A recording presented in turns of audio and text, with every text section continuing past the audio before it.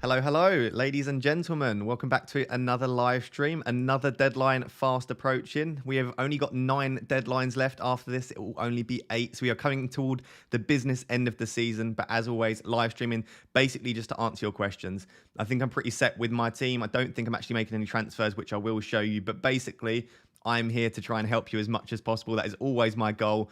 So once I've said hello to everyone, once we've introduced the stream, I'll just get straight into answering your questions. I've got some graphics prepared just in case you want them, just in case they come up in conversation. But the main thing I'm here for the next 2 hours is to answer as many of your questions as possible and hopefully help you. If you are live, watching me live, make sure to get in the chat, ask your questions in the chat, help other people that are asking their questions as well. If you're not watching this live, then maybe you're just watching it back, and that's absolutely fine as well. But welcome wherever you're watching from, whenever you're watching as well. Just going to say hello to everyone in the chat, as I always like to do. I can already see so many familiar faces, lots and lots of members, and just people that are always here. So we've got Frosty in the chat. Welcome, my man. Matthew, whoop, whoop. Good evening, FPL Invincible. Good evening, Michael. Good evening, Nick. Afternoon, evening. It's that weird time again. We always say this on a Friday deadline. Let me know in the chat, is this afternoon or is this evening? We said, I think last time we said it was pre-evening because it's sort of in that really awkward space, isn't it? Got King's Sight in the chat. Good afternoon, my man. FPL Deers, happy to finally catch you at the beginning of a live stream. Let's go, for sure. I know a lot of people always miss the live streams, and it's just one of those things I can never suit everyone's time, but good to see you in the live stream, my man. Thank you for becoming a member as well. Andre in the chat, head of FPL Raptor Security. Nice to see you, my man. Hey, Raptor. Luca Dean out. Yep, Luca Dean is out. We will discuss that. Hello, everyone. We rolling gang this week. Yeah, I think a lot of people will be rolling Darshil. I think you're not going to be alone in that. I think a lot of people are rolling. We'll do a poll at some point to see who's rolling. FPL Reaction in the chat. Hi, mate. How are you? Good to see you. Hey, Raptor. Good evening, Ross. Good evening, Aditya. Good evening, Alex. Jack Knows Football, watching the F1, mate. I don't actually watch that much F1, but we do have a private Discord channel for F1, and they've also got a fantasy Formula 1 league as well. So if you want to join an F1 league and discuss F1 with other people, if you join the Discord, the link for my Discord is in the description. If you join that Discord, you can basically chat with those people that do watch the F1. I've just never really got into it myself, to be honest. Evening, Ross. Good evening, Angelina. Good to see you. Good evening, Dan. Look how many members there are in the chat. If you're wondering who all these people are with badges next to their names, they are, of course, members. Basically, it's a small amount of money each month to get lots of perks in return and basically just to support the channel. But you can see so many members in the chat. It's always good to see. Alex in the chat. Steve Sedman in the chat. Carl's in the chat. Good afternoon, Carl. Loads of people. Johnny's in the chat. That bronze badge is looking quite nice, Johnny. Johnny's been a member for 6 months. Johnny's also ranked 250th in the world. So maybe you should be listening to him rather than me. Indian Football Coach in the chat. Good afternoon, mate. Really torn whether to roll or make a transfer sitting on 7 players. I think that's going to be a very popular question. We will get onto that in a bit for sure. Right, there are far too many people to say hello to, but can see lots and lots of regulars. Thank you for being here, as always. We're going to get into it now. Just before we get into answering the questions, of course, we are sponsored by Spitch on this channel for the live streams. So I just want to give a quick shout out to Spitch. Basically, now is the time to try out Spitch. So if you're in the UK, I think Ireland as well, and or Germany, now's the time. As you can see on your screen, there are loads of cool prizes at the moment. So there are things like Apple AirPods, there are cash as well. You can see 3,000 euros to first place. And these tournaments, these competitions, they're actually free to enter. So for a very limited time over the next 3 weeks, there are lots of free to enter competitions where the prizes are absolutely unbelievable. So yes, it is Be Gamble Aware because you can enter pay tournaments, but don't have to. Join it, click the link in the description, join Spitch, and just join this free competition. It's absolutely free. And the thing I love about Spitch is that you can pick players that you wouldn't normally do because it's basically like weekly competitions. You've essentially got a free hit each week. So you can see here what my tactic actually tends to be a lot of the time is pick players that I don't have in my FPL team. So I can basically hedge bets. So you can see I've put Son in there. I've got Pedence in there. I've got Tony in there because I think these are all good picks, but I unfortunately can't get them into my FPL team. So if you join, click the link in the description. Like I said, make sure you enter the free tournament with the little trophy on it at the top left. Enter that before the deadline and you can get loads and loads of cool prizes. I was very close to getting a prize last week, but I just about missed out. But this week, I'm going to be going for it. You can see I'm actually playing a 3-3-4 formation. So there are some cool formations to play with Spitch as well. So, yeah. Please do, even if you just want to support the channel and you don't necessarily want to play, click the link in the description. But like I said, because it is the ability to gamble on there, please be gamble aware. It is 18 plus, and it's only for those in the UK, I think Ireland, and also Germany as well. So thank you, massive thank you to Spitch for continuing to sponsor their videos on this channel. Please do join. But with all that being said, here is my team. It hasn't changed, right? So this hasn't changed since the since the team selection video earlier in the week. I'm not planning on making any transfers still. We, of course, have had the slight worry with potential Rafinha COVID scare. As far as I can see, Rafinha's fine. So he did travel with the squad. He looks like he'll be fine. Unless I get any news that he's not, which we might do in the next 2 hours, I'll be starting Rafinha and I won't be taking him out. But it's definitely worth monitoring. But basically, a Leeds journalist has come out and said that he's definitely travelled with the squad, which means that he doesn't have COVID. So unless he's got an injury, and that might have been the reason that he wasn't pictured in that training video, that might be a situation. But as far as we know for now, Rafinha's fine. I think we're good to go. So the rest of the team, basically, I'm happy with the core, and I've got most of the major bases covered, right? I've got Ramsdale to cover the Arsenal clean sheet. I've got Saiss and Cody to cover the Wolves clean sheet. I've got Doherty for the Tottenham clean sheet. I've then got Kulusevski and Saka, who I think are two of the most popular midfielders. And I've got Lacazette and Kane up top. So really, with this team, I've got every major basis covered. I don't think there's, apart from Son, but it's difficult to get Kane and Son, I don't think there's anywhere really where this team's lacking. Maybe a Wolves attacker because Leeds haven't been that great at the back, but they've tightened up a little bit under Jesse Marsch.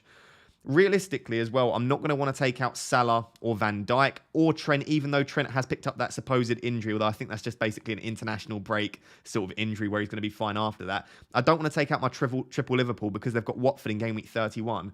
I don't want to take out Gordon because he has a double game week in game week 31. So realistically, the only player here that I'd be happy taking out is King.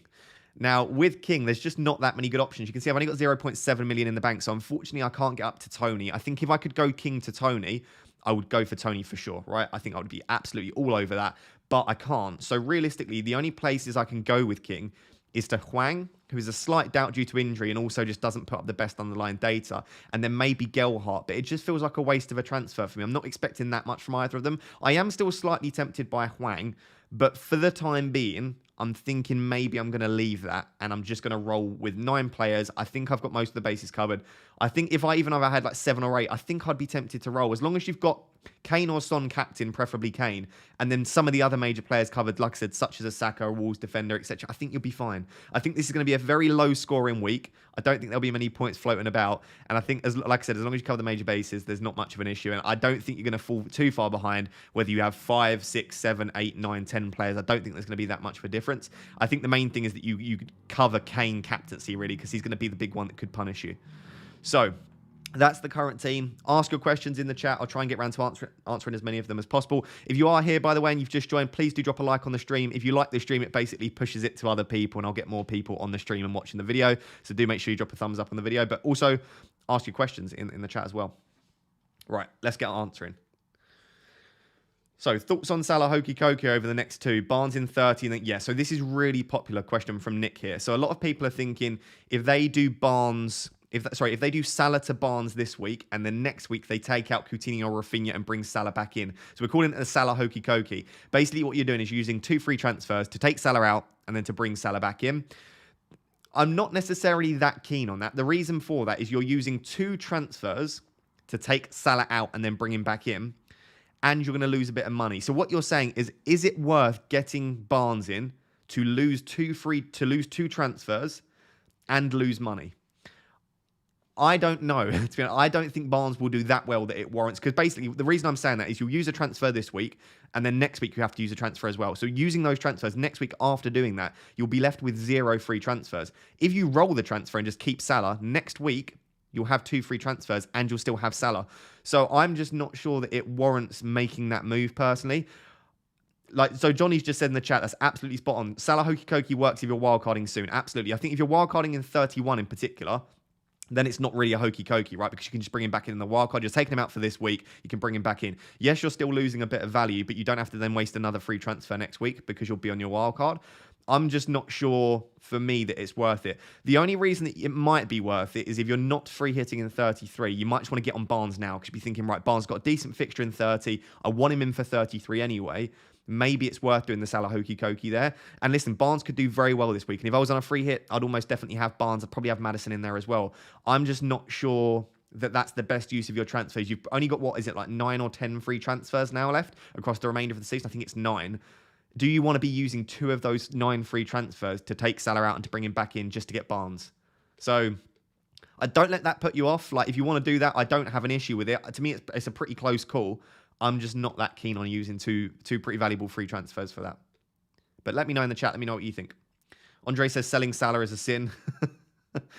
Selling him for Barnes is a double sin. Yeah, there's been a bit of chatter in our members chat. So if you are a Rap Tier 1 member, you basically get entered into our private Discord channel where we've been talking about this.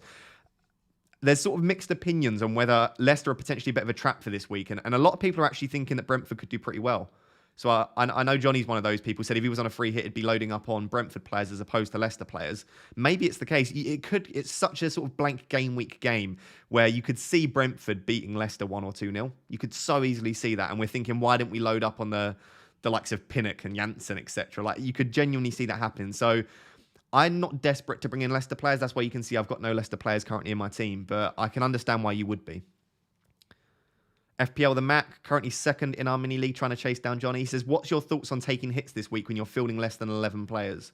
I don't think this is a very good week to be aggressive. Right, so you guys know that I've been very aggressive with my transfers. So I've taken, in the space of 4 weeks, I've taken minus 40 in hits. It's worked fairly well. I've had 3 green arrows in a row. I'm ranked at 31k. But the reason that I've been so keen on taking hits is because you get so many extra fixtures. Yes, you get an extra fixture this week by bringing a player. But unless you're also not free hitting in 33, which is also like 3 weeks in the future, you're only going to get a maximum of 2 extra fixtures, potentially an extra 1 fixture. I don't think it's normally worth justifying a hit, like especially a big hit such as a -8 or a -12, when you're only going to get an extra few fixtures. The reason I've liked it so much in 26, 28, and 29 is you're just getting so many extra fixtures in there that it really makes sense. So for me, this is not a week to be aggressive. This is not a week to try and field 11 players. This is, for me, cover the major bases again. Yes, it's worth taking a hit to get Kane in. Yes, it might be worth taking a hit to get in someone like a Doherty or Reguilon or Kulusevski just to cover sort of the high effective ownership moves. But I'm not that keen on being very aggressive this week, and that's why I'm currently planning on rolling a transfer. It's not even because I think I'll need it in 31. I just think there are better weeks to potentially attack, personally. Sarr or Ramsdale? I'd probably go Sarr, to be honest. My FOMO made me get Barnes this week, FPL Diz says. Yeah, that's fine. Listen, I think Barnes could do very well. I think that, to be fair, I think there might be a clean sheet in that for Leicester. Barnes only needs 1 goal to get like an 11-pointer. So I don't hate Barnes at all this week. Havertz to Barnes, Joaquim says. I'm not too keen on that because I think you'd want Havertz back in 31, but I don't dislike it.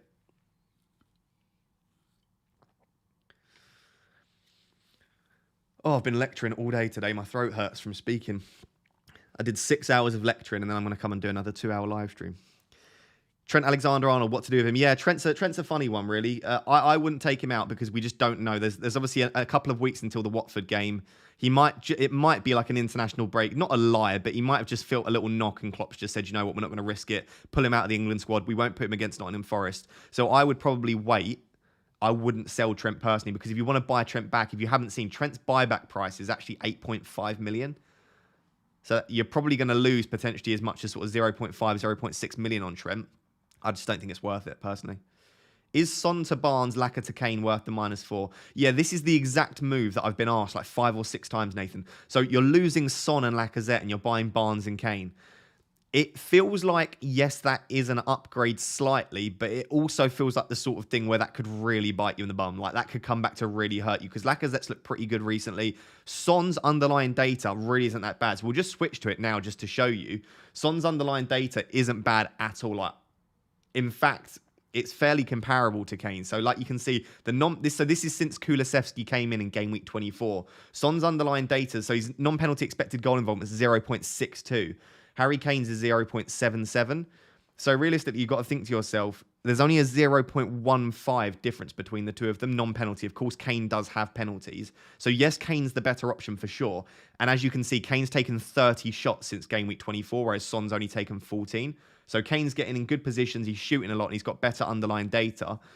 But when there's only a 0.15 difference in a single week, we're talking about variance that anything can happen. And Son is a world-class footballer. And I do understand the narrative that he hasn't looked as good recently, but the underlying data doesn't necessarily suggest that Son's been as bad as people are saying. So I would be, I don't know, because in my video I said that I would probably make the Son to Kane move, but I think I'm more keen on the Son to Kane move if it's something like Son and Dennis to like a decent sort of cheaper option and then Kane. I don't necessarily like taking out like Son and Lacazette or Son and Jimenez. I'm just not as keen on that, because then you're taking out 2 good options. So It's a really tricky. There is no good answer to this. There's absolutely no good answer. I think I would still be willing to try and get Kane in maybe for a -4, but I'm not going to encourage you to do that because, like I said, the sensible thing for me to advise would be probably just to keep Son. The underlying data is not that bad for him, but it's a really tricky decision. So Johnny's used his highlighted message. If you are a member, by the way, you get 1 highlighted message per month, which is basically the equivalent of a super chat. So as you can see what Johnny's just done in the chat, if you're a member, I think you just click on like the money button at the bottom. You can select a highlighted chat and you can basically get your message read out. So feel free to do that if you're a member. It's one of the many perks. So Johnny says, how do I make sure FPL the Max stays behind me? Should I use reverse psychology to psych him out? Absolutely, mate. The mind games were all there with the mini league rivals. I think you're doing fine, to be fair. I think it's up to Scott to start taking some risks, isn't it? Rather than up to you to start thinking about it. You just continue ploughing on. To be fair, Johnny, if you win FPL, then you don't have to stress about who's behind you, right? Also, if you win FPL, I hope you do realise that I'm going to claim full credit for that. If any of my members win FPL, it's 100% down to me. So, sorry, it's just the way it is. Tony in for Broya. Yeah, I like Tony in for Broya. That's what Nana Raptor did. So if anyone follows, my Nan does play FPL. She's absolutely amazing. So she brought Tony in for Broya, and I like that move. Yes, Broya is probably going to get a double in 33. So Southampton are likely to get a double in 33. We'll switch to that graphic now. So Southampton are likely to get a double in 33 against Arsenal at home and Burnley away, but that is quite a way in the distance. And also, of course, you might be free hitting anyway in that week. So I don't mind doing Broya to Tony at all. I think you're fine there.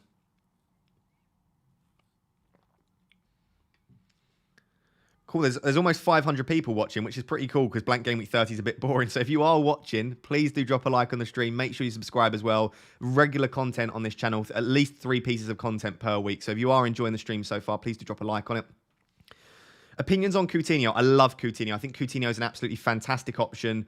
I sold him a couple of weeks ago just to attack double game week 29. I think I sold him for Kulusevski. No, not Kulusevski. Oh, I sold him for Gordon in order to afford Kane, which I'm happy I did. But I like Coutinho. I think if you own Coutinho this week, I think he's a great option. I think if you're looking at players, you could definitely do worse than Coutinho.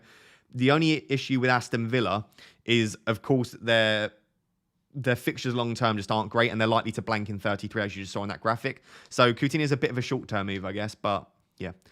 Any updates on Rafinha? Yeah, we have an update. Let me just get the exact quote on Rafinha, just so that I'm not sort of lying to you. Let me find the exact quote. It was from a journalist. Here you go. So the account is called Leeds. I'm just going to copy it in. I'll copy it into the chat so that you can see it. This is all I've seen on the matter, all right? So this is all I know from what I've just copied into the chat. So it says, Rafinha is absolutely fine and has not tested positive for COVID-19, despite the circulation of baseless rumours suggesting that he had. He has travelled with the squad this afternoon and will be in the starting 11. So it's a bit of a tricky one, right? That's all we've seen that has confirmed. That's all I've seen that has confirmed that Rafinha's fit. But then I've just seen the FPL Kiwi has tweeted that the forum users, so there's a Leeds forum, the forum users are now even more convinced that Rafinha is out. So they're all saying 100% that Rafinha's out all on the forum. But the forum is made up of just regular people. So it is very tricky to try and work that out. So I'll let you come to your own conclusion. If in the next hour and 45 minutes or so we get any updates on Rafinha, let me know in the chat. I'll bring it up on the screen and we can talk about it. For now, I wouldn't be panicking. For now, it looks like Rafinha's fine. For now, it looks like Rafinha has travelled with the squad. Because we're very lucky with 2 things. The first thing we're lucky with is that Leeds are playing away at Molineux, which means that we'll get news whether Rafinha has travelled by someone official fairly soon. And the other good thing is that because it is the early kickoff, we also are likely to get some sort of news on Rafinha. So I would be confident that we'll get something before the deadline. So wait on your moves now if you're planning on taking Rafinha out. To be honest, I think even if Rafinha was confirmed to be out, I would still be pretty tempted to just keep the team the way it is, because Rafinha's got decent fixtures in 31 and 32. And I just don't know how many other midfielders that I want. Like, I'd be tempted maybe by Maddison or Barnes, Rafinha to Maddison or Barnes, if we get 100% confirmation Rafinha's out. But at the moment, we haven't had that confirmation. So I'm not making any moves yet on Rafinha. For a 1-week punt, would you go Coutinho or Barnes? Oh, that's such a great question. I'm a little bit worried that Barnes doesn't start. I don't know if I've just been swept along with a little bit of a narrative on social media here, but he did play 90 minutes in the Europa Conference League on Thursday, right? They don't play until Sunday, Leicester, but he played 90 minutes there. He did take a fairly heavy challenge in the game, was down for a little bit. He got up and played on, so I don't think it was necessarily like a bad injury or anything, but I think taking a massive knock, playing 90 minutes, you could quite easily see like Lookman. I don't know if Albrighton picked up an injury actually, but you could see like Lookman and Maddison on the wings. I wouldn't be surprised to see Barnes benched. Don't let that affect you, right? I still think it's a fantastic option. It might put me off slightly, though. I might be more tempted to go for Maddison. I still do maintain that long-term, Barnes is the one to own, right? If you're bringing someone in for 33 and beyond, if you're bringing someone in long-term, it's definitely still Barnes. For 30, though, I'm less sure. So, yeah, so Ajay's just said Barnes has to start. All Brighton and Daka are injured. You could see a front three of Iheanacho, Lookman and Maddison quite easily. Or... and I have seen this recommended by a few Leicester fans, is some sort of like 4-3-1-2 formation where you've still got a midfield three and then you've got Maddison in the number 10 spot and then you've got Lookman and Iheanacho up top. That works fine because Lookman and Iheanacho are both fine up top. So you could see Barnes rested for sure. I'm not saying that I think he will be. I have no clue. Even so, Sam Martin is absolutely fantastic for Leicester news and Leicester predictions. He's got Leicester like in the know. He's an in the know sort of account. He's even not sure if Barnes and Maddison start. So I just think maybe, unless you're desperate to bring in Leicester players, it might just be worth avoiding them. I don't know. Yeah, like a defender from Leicester's the next question. I don't know. Yeah, you could bring in a defender from Leicester. Which one? Maybe a Marty. I think if I had to guess who was most likely to start game week 30, I would say a Marty. Outside of that, I do think Pereira is a great option. If he starts, James Justin and Thomas could start quite easily, though. Fofana, Soyuncu, and a Marty. Like, there are just... it's very tricky to try and work out who starts. I guess Schmeichel is the safest option if you want to go there, but it's really tricky. Where's your jacket? Chris says. My jacket's not on today because people seem to think I'm obsessed with it. I've worn it in like 3 videos and people aren't happy. It's on my bed, so I could put the jacket on. I wore the jacket to lecture today. So, yeah. If you missed the jacket, I'm sorry. Sam Martin says Barnes is likely to start. Read his tweets today. Yeah, I've read that thread. But he still doesn't know. He's like Sam Martin's often quite confident, and he'll say confidently what he thinks is going to happen. The fact that he said he's not sure, I would still probably bring Barnes in, but don't be surprised and upset if he is suddenly benched because I think after playing 90 minutes again, I think there's a slight worry there. Does the strategy of rolling a transfer and fielding a team of 8 and 9 still hold? Yeah, Joyce, I would say so. That's what I'm doing. I'm currently rolling the transfer, fielding 9, and it means I'll have 2 transfers for game week 31. The only issue that I've got, it's not an issue as such, because something will happen. Let me switch to this. Right. I'll just show you it's not, like I said, it's not an issue because we've got the international break between game week 30 and game week 31. So like anything could happen in the international break. Like if Trent's injury is serious, we could take out Trent for Cancelo, Reece James, something like that. So there are lots of things you can do. But if I just switch to web, let's see if that's going to work. Right. So let's have a look here then.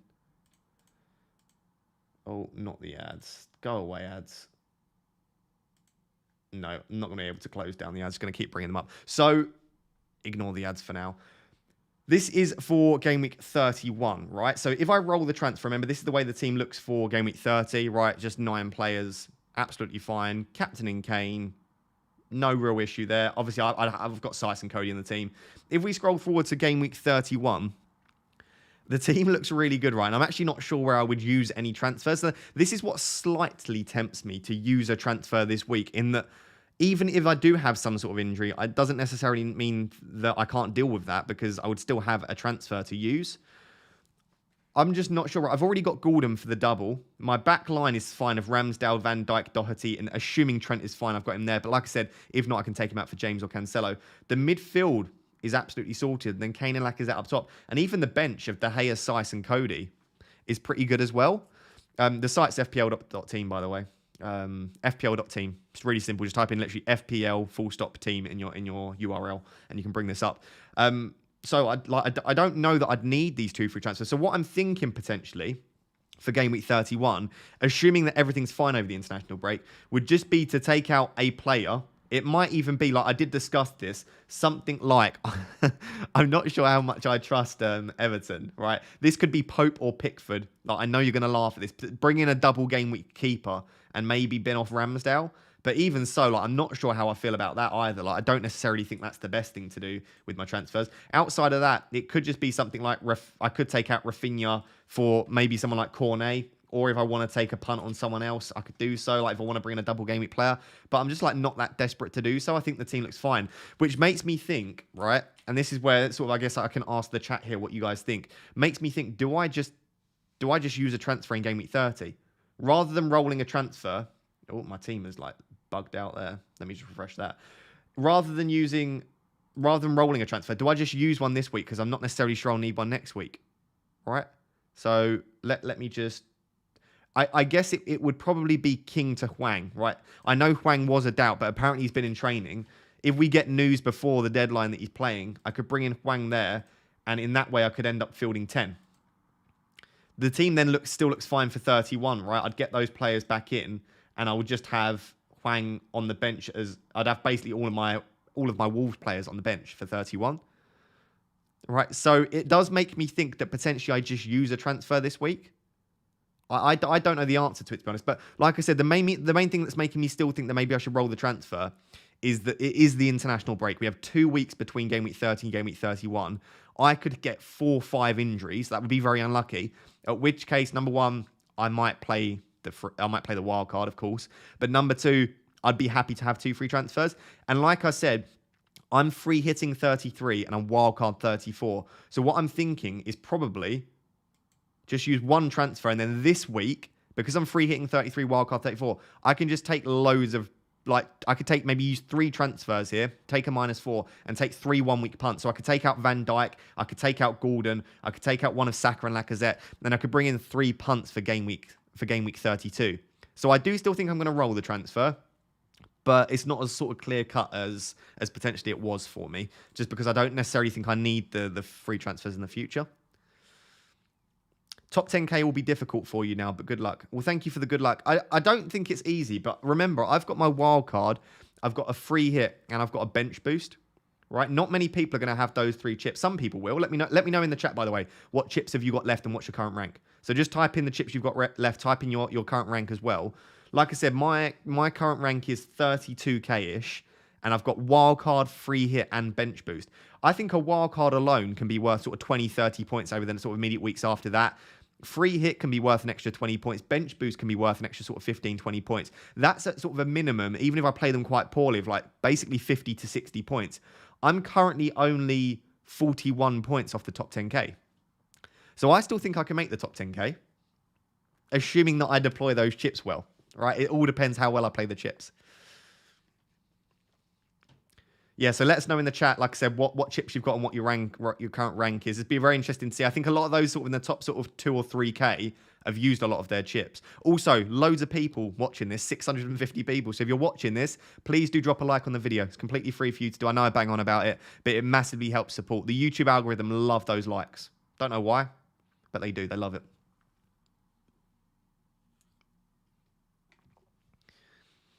Right, what are people saying? 2 free hits, 1 bench boost, 120k. That's a great position, Lee. 2 free hits left, 19k. Great position. Really good position, Gabriel. You're in a really great position there. Chris, member, says, oh, he's got triple captain, free hit, wildcard, and bench boost in your 12k. I did not know that, Chris. Wow. Yeah, you're going to smash. I reckon you could get top 1k then with that sort of 4 chips left and 12k. Super Duper's got 1 free hit left, 5.4k. That's a great position to be in. Top 5k is definitely on the cards for you. 2 free hits, 1 bench boost, 14k. Course, some really good ranks here. You're not making me feel very good about my rank. 2 free hit wildcard and bench boost for Max. 400k. Yeah, that's a good position to be in with all those chips left, Max. 30k bench boost wildcard and free hit for Ian. Really good position. Very similar to me. Basically identical to me, right? 900th in the world, but used all of my chips. I think I'd rather be 900th in the world having used all my chips than the position I'm in, so you'll find there. Cool, there are some cracking ranks here. Oh, my camera's lagging out. Let me just switch that off. I'm still here. Please don't leave the stream. I just have to reset my camera every now and again. I still haven't found a fix for that. So I will be back in about 2 minutes once the camera resets itself. So do keep asking your questions in the chat. I'll answer as many of them as possible.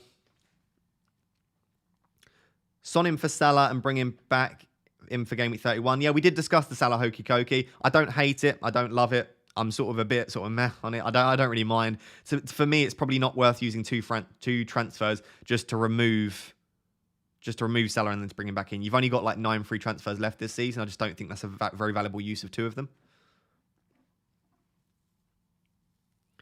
Jude says first in the world and I've got 6 free hits left. That sounds legit. That sounds legit.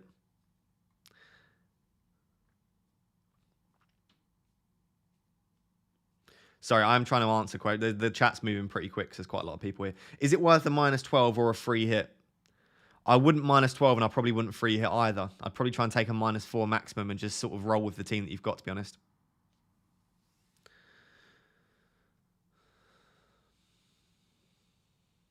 $19K free hit whilst drunk and I now regret it. You could still be a good week to free hit. There are still quite a few people free hitting. 19K is a great rank.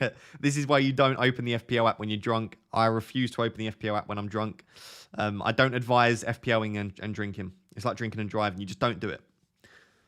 Saar or Ramsdale? I prefer Saar myself. What Leicester and Wolves defenders to take? I'm thinking of 2 each. If you're on a free hit, I like Johnny and Aït-Nouri. I think they'll both start at fullback. And then maybe something like a Marty, and then maybe go for Luke Thomas. I suppose if I were going for 2 Wolves, 2 Leicester, I'd go a Marty, Thomas, Aït-Nouri, and Johnny. But there are some risks there. If you want to go sort of safe, you'd probably be looking at Cody. I still think Aït-Nouri is pretty safe. So Cody, maybe Aït-Nouri in there, something like that. There's no safe Leicester defenders. We just don't know how they're going to line up. Hey Ross, thoughts on Dennis and Mount to Jimenez and Maddison / Barnes? Fairly set on the first move, but undecided on the second. Cheers. Dennis to Jimenez, yeah, works. Mount to Maddison Barnes is all right, but to be fair, you'd probably want Mount back from 31 onwards. So it's pretty tricky. Unless you need to do the Mount to Maddison Barnes to fund the Dennis to Jimenez move. Should I transfer out Rafinha and bring in Barnes / Maddison? I wouldn't. We haven't had any confirmation yet that Rafinha's out. In fact, someone's actually said that Rafinha's travelled with the squad, so I wouldn't be taking Rafinha out myself. I know he hasn't been that great with respect to actual returns, but his underlying data has still been very, very strong. So I would trust in the process, trust in the data, and hope that Rafinha will be fine. There I am. I'm back.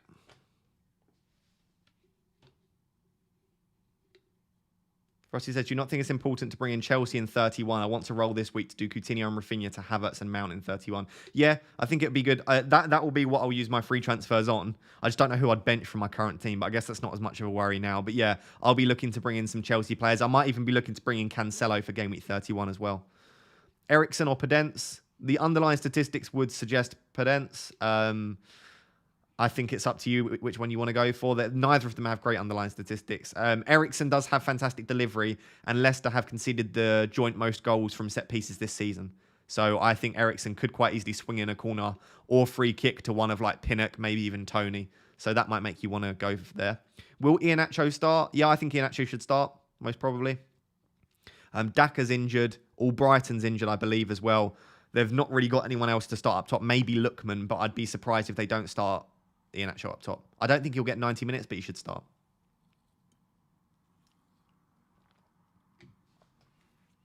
God, the chat is moving very quickly. I do apologise if I've missed any messages.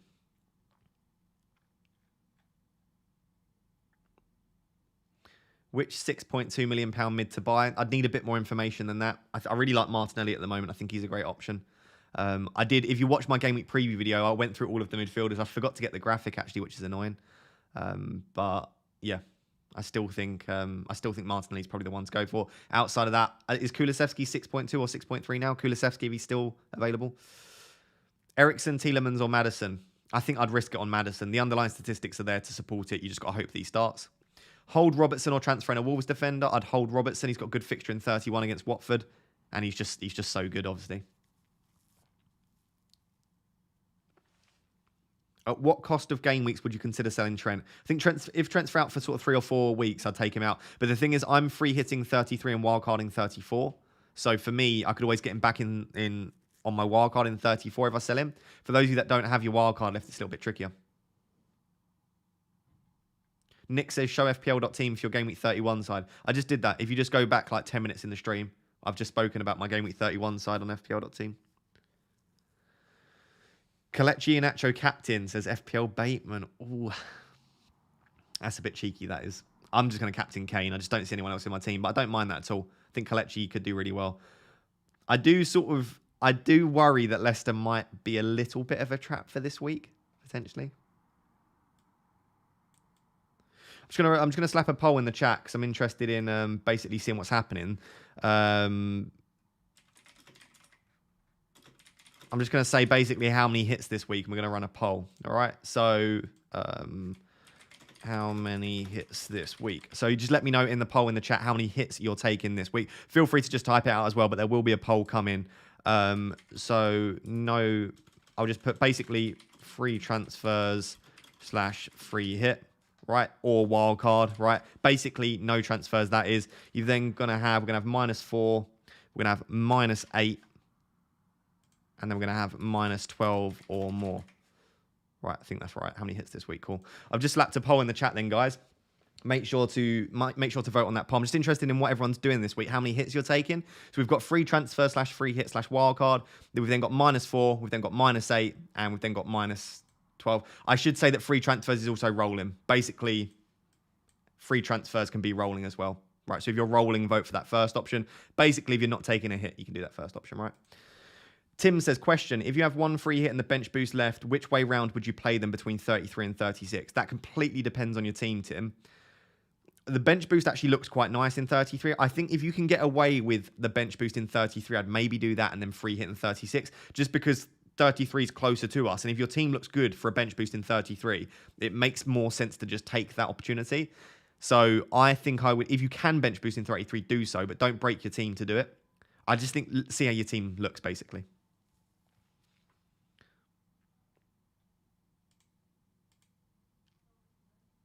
Is Aït-Nouri a good option this week? I think Aït-Nouri and Johnny will start at fullback. I think Johnny will start right wing back, and I think Aït-Nouri will start left wing back. I don't know that for certain, but they just don't have that many options at the moment with injuries. So yeah, I think Aït-Nouri is still a good option. Alexander says, are you considering free hit 37? Not really. It looks like we'll only have 2 or 3 teams doubling and maybe 1 team blanking in game week 37. Just doesn't look like a fantastic week for me to free hit. I don't think it's terrible. I think if you've got 2 free hits left, you could potentially free hit in 37, but I've only got the 1 left. I think 33 looks much better for me. Livramento to Fofana. I've got a feeling Fofana's not going to start. Obviously, if Soyuncu's not fit, then he will pretty much have to start. If Soyuncu's fit, I think it'll be a Marty and Soyuncu, and I think they'll ease Fofana back in. I'd be slightly worried about Fofana. What about if I'm rolling? Yeah, if you're rolling, just vote for the free transfers, free hit wildcard option. Just that first option's basically if you're not taking a hit.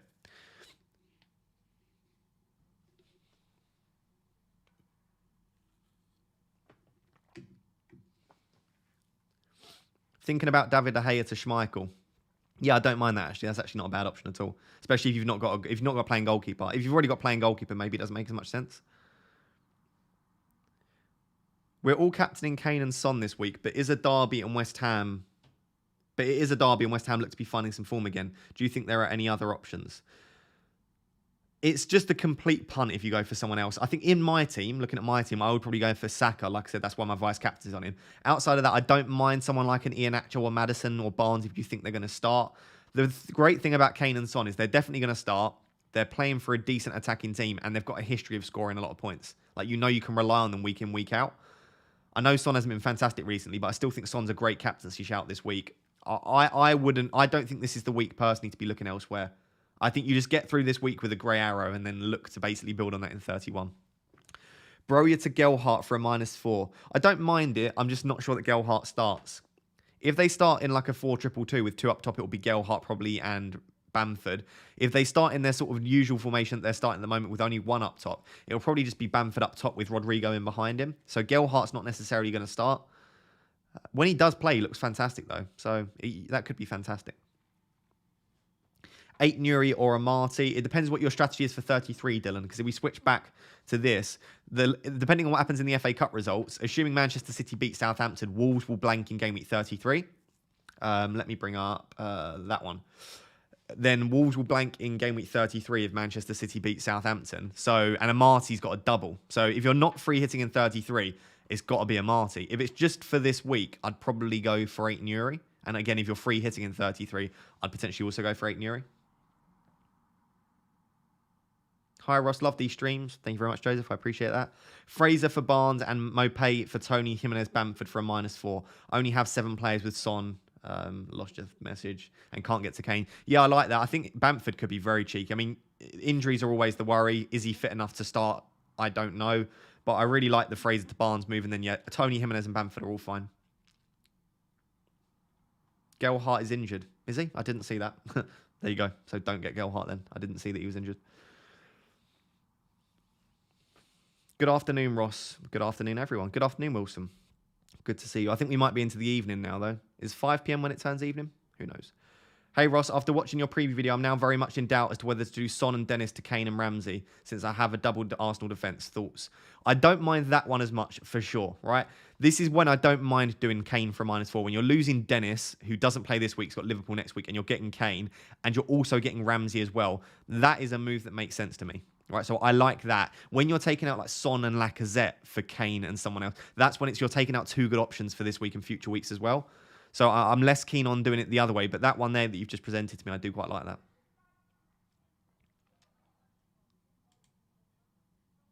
Right, so I'll end that poll. So it looks like most people are not taking a hit this week, which I think is pretty sensible. And those that are taking a hit, most of them are taking a -4. In fact, only 8% of the people that voted are taking a -8 or more, which I think is good. Like I said, I don't think this is the week to be too aggressive with this. All right, personally. That's just my personal opinion on it, of course. Sebastian says, love these streams. What do I do to get premium membership? I'm not sure if you're asking how to get it or what do you get, but I'll answer both of those. And whilst I'm doing it, I'll give a massive shout out to the members. Basically, to get premium membership, you click the join button next to the subscribe button, or you click the link in the description, which has got a trophy, and it says if you want to be a member, click here. That's what you need to do on mobile. Click that link in the description. Basically, if you're a Wrap Tier 1 member, you get entered into our private Discord channel, you get entered into our private mini league, and you basically get rate your team advice from me whenever you want it. So you can send your team to me whenever you want it on Twitter or on Discord and basically get all of the information that you want regarding your team. I'll give you some personal recommendations. And outside of that, you can ask all of these fantastic members in the chat. So like I said, we've got multiple people that are in the top 10K. I think we've got 14 or 15 of our members are in the top 10K. So you can ask any of them for opinions as well. So yeah, feel free to become a member. It's definitely worth it. It's £4.99 a month, which is fine, right? It's less than a pint in London per month to get sort of all that stuff. Wrap Tier 2 supporters, it's 99p per month. And that you basically just get a badge next to your name in chat. So you get priority reply in live streams and chat. And you also get member shout outs as well in the videos as well. So yeah, that's that. Hopefully that answers your question. Rafinha out. I haven't seen anything Rafinha out. Do let me know. As far as I've seen, we've got some people saying Rafinha hasn't travelled and Rafinha's out, and we've got some people saying that he has travelled. So it's completely up to you which news you trust at the moment. For me, I'm gonna just say that he's fine until I see concrete news that he's out. Hwang injury news. Apparently Hwang's been in training. He was pitched in training. So I think Hwang should be fine. Whether that means he'll start or not, I don't know. Right? Anything can happen. I do think he will start. They don't have that many options. I'm pretty sure that Pedro Neto picked up another injury, so I don't think he's fit. So I think Hwang should start. That's why I'm still slightly tempted by Hwang. Strong rumours that Rafinha has COVID. Yep, we've all heard the rumours. I wouldn't panic too much or trust them too much yet. Like I said, if at any point you get some news, post in the chat where you got it, and I'll bring it up on the screen. But if it's just rumours, I don't really care too much for rumours, unless you see like a journalist post something. Broya to Hwang for a -4. Already have Jimenez. I don't know. I'd probably leave it, Michael, to be honest. I'd probably just rock with Jimenez. Don't know that I'd want double Wolves attack. Although it is pretty fun on a Friday night to have double Wolves attack against Leeds. Is Maddison likelier to start than now that Ndidi is injured? Yeah, so Samuel Martin discussed this. You know what? Let me get his thread up. I'll copy his thread into the chat. So Sam Martin's basically the best person to follow for Leicester news. He did say that he thinks that there's a potential that they just go a little bit more attacking and that they play basically 2 in the pivot and then Maddison starts sort of in the central role. Here it is. Let me get this. right? So this is Sam Martin's predicted starting 11, right?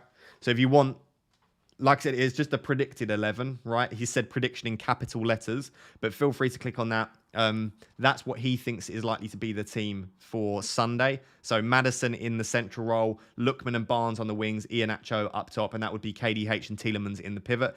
The only thing that, like, I'm not a Leicester fan. The only reason that I'm not necessarily sure that would be is that is a very attacking team, right? KDH and Tielemans, neither of those are particularly sort of defensive-minded midfielders, right? Tielemans can play in the pivot, of course, so can KDH.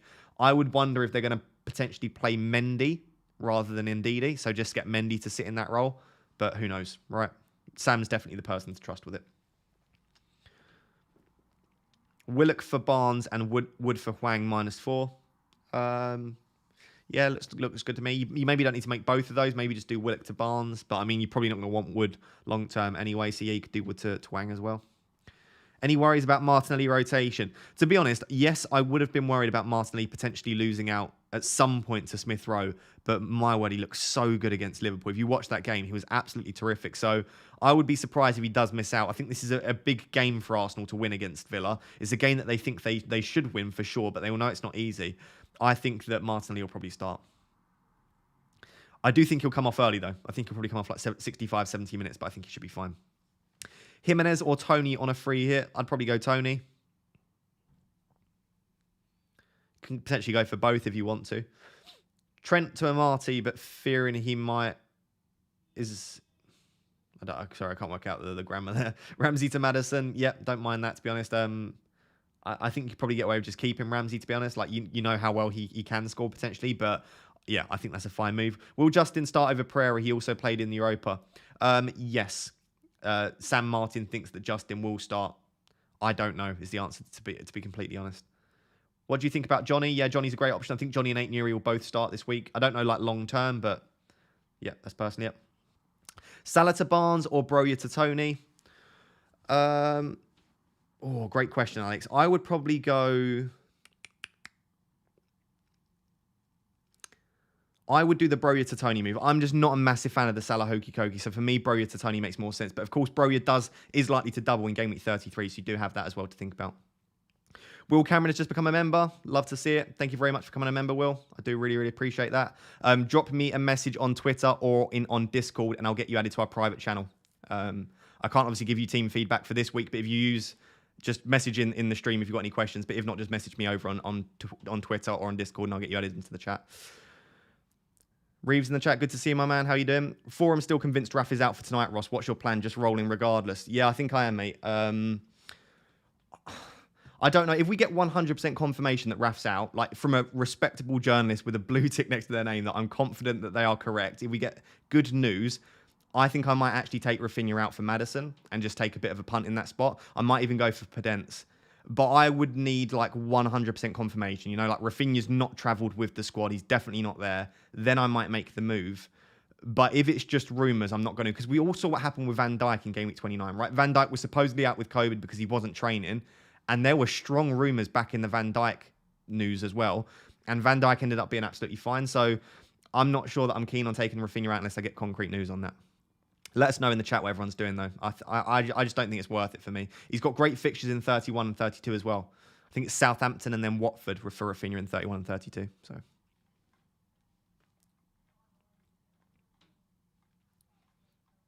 do let us know what the forum says, though. If anyone's in the forum, Reeve, if you're still in the forum or something, if anything crops up again with some concrete news, do let me know. But I'm fine for now, I think. Agreed. I'm sending Yuri if he's confirmed absent. Yeah, Yuri Tielemans could be a great shout. Could get a penalty, right? And equally, he's just an absolute baller, isn't he, really? So I think Tielemans is fine.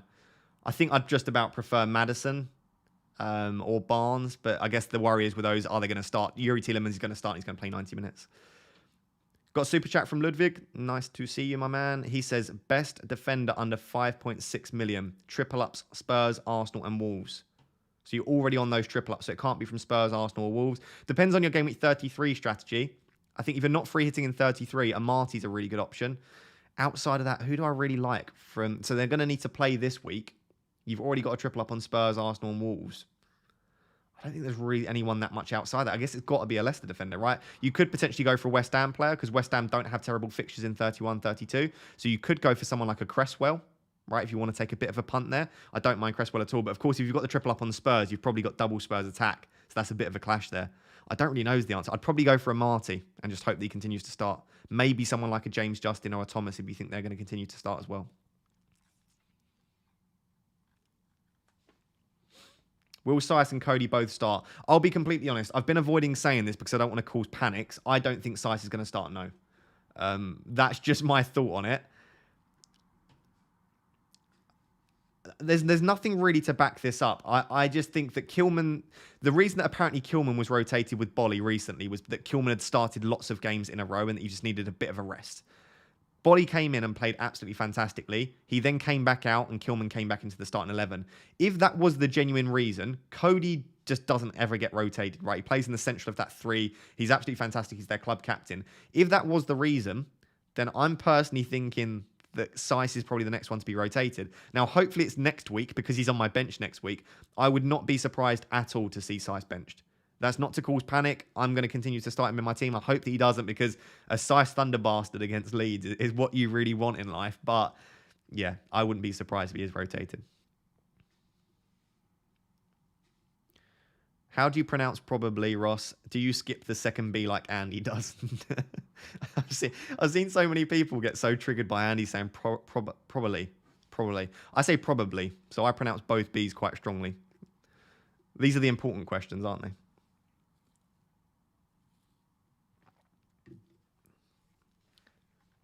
Do you think people are overlooking Iheanacho thinking about buying him? I think Iheanacho is a great shot. How much is Iheanacho?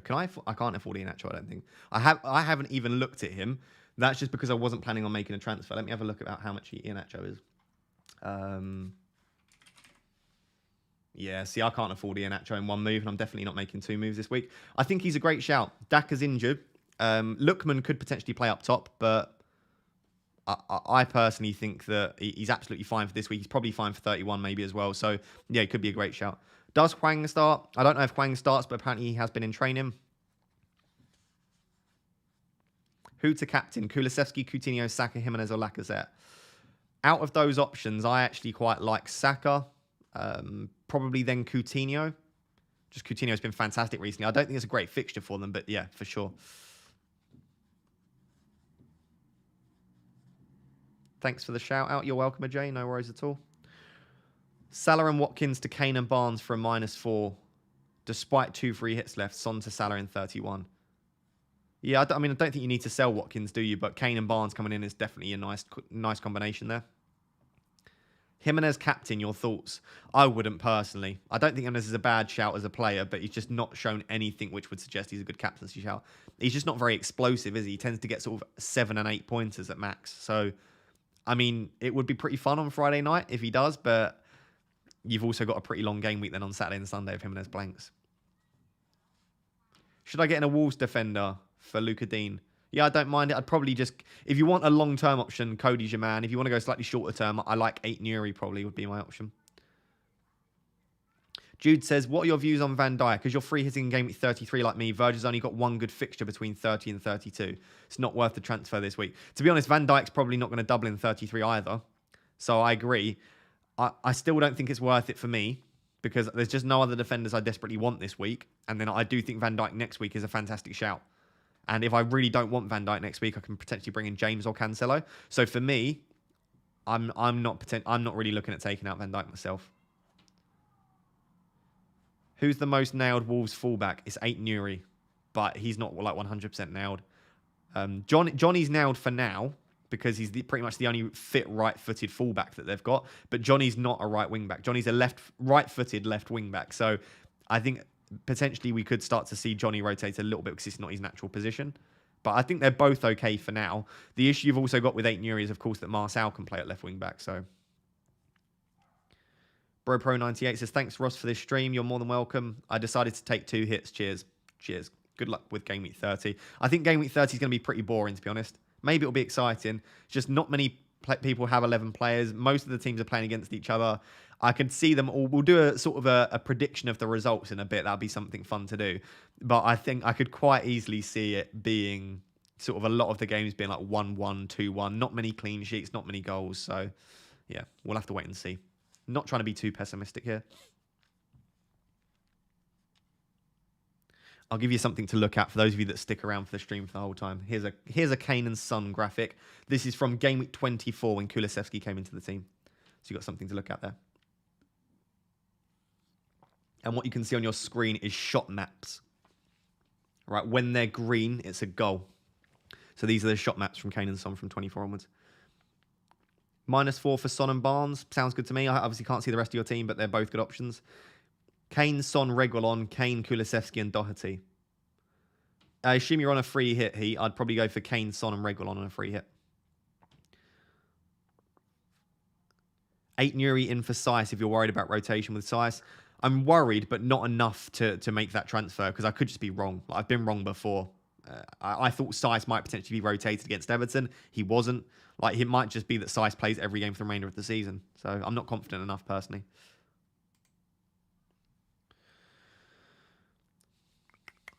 Think I'm going to take out Verge for Cody this week. Yeah, that's absolutely fine to do. Don't see an issue with that at all.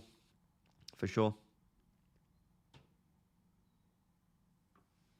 Will says, hey Raptor, so happy to join as a member. We're happy to have you. You will absolutely love being in our private channel. They're genuinely the best bunch of guys in the world in that channel. So you'll absolutely love being a member. I can 100% guarantee that. Would you sell Luka Dean with a free transfer if I own no Wolves defenders?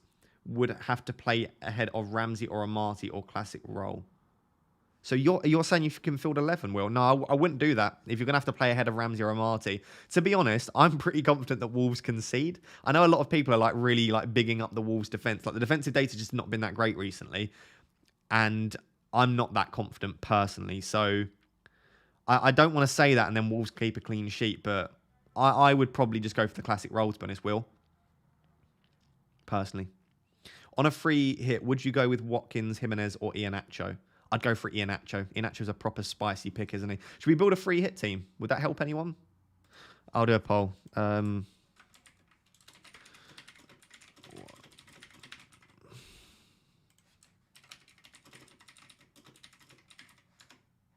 a free hit team. Just answer.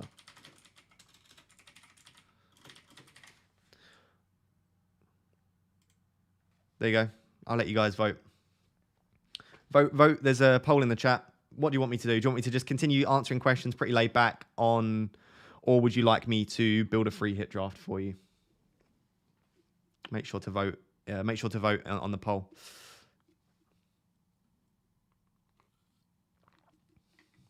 I haven't got one ready made, so I'm going to be doing it off the cuff. But we can have a bit of a discussion around it if people find that useful. I'll leave the poll open for like 2 minutes whilst I answer some more questions. So make sure you do vote. I have 10 players. Would you transfer in Tony or roll the transfer? 10's absolutely fine for me. Like, not many people are going to fill 10. I would guess that the average amount of players, this is not including captaincy. So when you go into live FPL, it will include captaincy. I would guess that the average amount of players this week is going to be like 9.2. Right? I'd say it's going to be just over 9 because there'll be people free hits and there'll be people taking hits to try and fill 10 and 11. So I think it'll probably be probably 9.2, taking into account captaincy because obviously you get the player twice. I reckon it'll be about 10.2 would be probably the average amount of players this week. So to be able to fill 10, I think you're probably above the average, and I think you're fine just rolling the transfer. Right, keep voting in the poll. Let me know what you want me to do. Build a free hit team or answer questions in the chat. I know not that many people are on free hit, but I guess it might be useful to just discuss different players.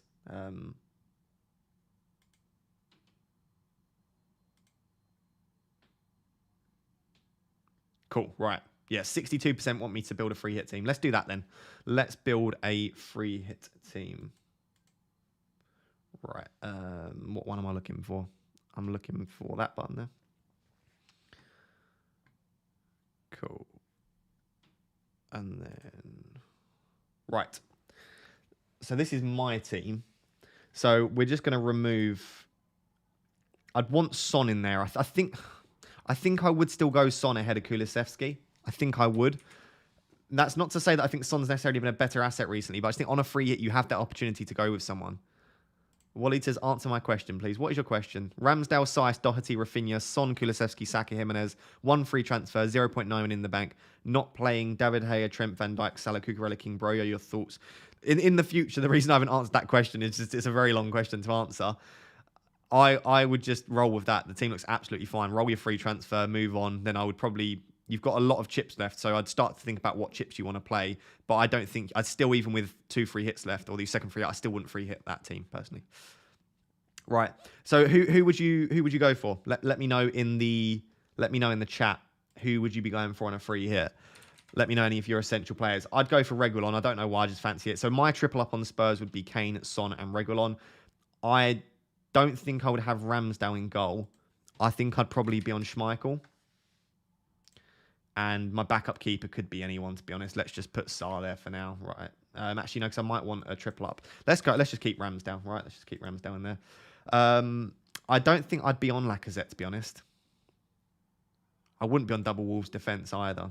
Who would I have? I'd probably go for like a cheeky punt on someone like James Justin, I think. And rather than Saiss, I think I would be on maybe Johnny or Aït-Nouri. I'll go Aït-Nouri because I think he's just a little bit more attacking for me. Outside that, who do I want? I think I would be on Maddison, right? I think I would personally be on Maddison in midfield. And I would probably be on Iheanacho up top there. I'll put him in instead of Hwang for now. Right? So I'm doing this completely off the cuff. This is more of a gut feeling. Like with free hits, I don't think it's as necessary for me to look at statistics too much. I think what you want to be spending more time doing is thinking about which players you fancy for that week. Because with variance, the way it is, anything could happen, really. Do you know what? I think I would be tempted by Coutinho. So I think I would back Villa to score. So what I'm going to do is I'm going to put in Coutinho for Gordon. Right. How much money do I have in the bank, by the way? Right, so I need to find 2 million. That's absolutely fine because I've got Trent and Van Dijk there. So I guess let's do something like that for now. And then you just want some cheap defenders, wouldn't you? So, I mean, you could get a Johnny in there as well on the bench. Right. And then outside of that, any other defenders that I'd want? Maybe put a Matty Cash in there. I guess my team would look something like that. Bamford, yeah, Bamford's not a bad shout. I wouldn't mind Bamford. I think I do prefer Kane and Iheanacho, though. Sarr in goal, always keeps clean sheets. Yeah, could do potentially. I've got 4 Leicester players. There you go. So I would put Sarr in goal then. Didn't even notice. This is the thing with FPL. It doesn't let me know when I've got 4 players from one team. So there you go. I think I've only got triple ups now. I guess I'd be on something like that. How about Tony? Yeah, Tony's a great shout as well. To be honest, I might go for Tony over Lacazette on the bench, but I just don't know who I would start Tony instead of. Right. Oh, I've got Rafinha in there. I don't want Rafinha in there. Get Rafinha out. I didn't even notice to have Rafinha in there. Yeah, so maybe you could do that then. Maybe Tony in for Rafinha. I definitely wouldn't want Rafinha. I don't think Rafinha's a great shout. I might even be tempted to start Martinelli instead of Saka. That would be a really tricky one. Something like that. What do we think? I definitely didn't mean to keep Rafinha in there. So, Sarr and Aït-Nouri in defence. So, we're back in the Wolves clean sheet slightly. Even though I'm not that sure of it, I do think it's probably on paper, it's probably one of the more likely clean sheets. Then Reguilon and Justin, I think, are both good options. This could be Justin. It could be Thomas. It could be Amati. I think it's just good to try and get a Leicester defender in there. I know there's a bit of a clash between Justin and Tony, but I think that's okay. Got Son and Kane. Got Maddison and Iheanacho. I wouldn't be captaining Maddison, by the way. Saka and Coutinho, I think it's fine. I think that's a pretty good team.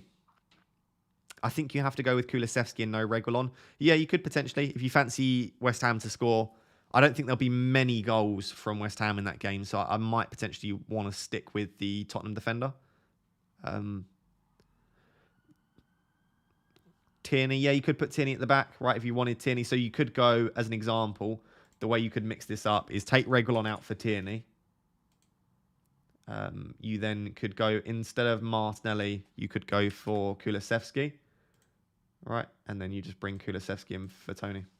So you could do something like that if you wanted to, right? That way you would have the triple up on the Spurs attack and you would have Tierney in defence. So it's basically like Reguilon.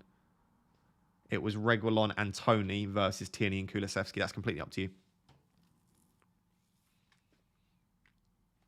Anyway, that's roughly what I'd be on a free hit. I don't mind Barnes. I just quite fancy Maddison. I'd definitely have Iheanacho in there. I think he's a great shout. I'd want Son and Kane in there. And I'd probably want some attacking fullbacks such as Nuri, maybe James Justin. So it would be along those lines. I would have given it significantly more thought if I was free hitting myself, but I'm obviously not. So that's sort of just put together. But hopefully that helps a little bit. Got a highlighted message from FPL the Mac. It says, I've got 7 players at the moment. Yeah, I think that's fine. My plan is Luca Dean to Marty, bench fodder for future, and a -4 for Foden, Coutinho, or Barnes. What are your thoughts? What's your game week 33 strategy? I can't remember what you said before. Luca Dean to Marty's absolutely great. Bench fodder for the future, as you say. I do think he'll start this week. Foden to Coutinho or Barnes largely depends on if you're free hitting in 33. If you're free hitting in 33, I do quite like Coutinho. But if you're not free hitting in 33, obviously Barnes is the one to go for because he has that nice double in 33. So yeah, depends on your strategy there.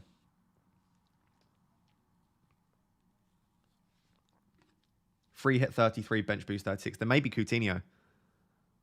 The major advantage to bringing in Barnes for people is that they get the blank 30 fixture and the double in 33. If you're free hitting in 33, Barnes and Maddison are less tempting for me. That being said, like I said, if Rafinha's out, I'd be very tempted to go Maddison. I've just got a feeling. Just a feeling I've got. Tielemans on penalties. Yeah, Tielemans is on penalties, but his underlying data is not that great outside of the penalties. So yeah. That's just my opinion on it. Very curious to see how many free hits are activated this game week. Yeah, that is very interesting. I could do a poll in the chat. It's not that representative, right? It's just a simple no. Are you on your free hit? Sorry. Yes.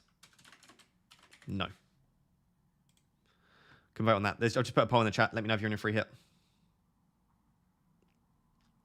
Rafinha travelled with the team. Is this any further news or is it just the news we mentioned already? Because I know there was one journalist which said, but he didn't have that many followers and he wasn't verified. I know that's not always the best test of whether someone's worth trusting, but that does tend to help, doesn't it? Reeve says, I can't believe you'd say that, Ross. The Yuri train is inevitable. To be fair, a Yuri corner into an Amati Thunder Bastard is the stuff of dreams for a blank game week. Yuri just oozes class. That's the thing with Yuri Tielemans, is that when you watch Tielemans, he does ooze that class, and it's just so nice watching him, but it can be a little bit frustrating. It's a little bit similar. Tielemans reminds me of a Ward-Prowse sort of option in FPL.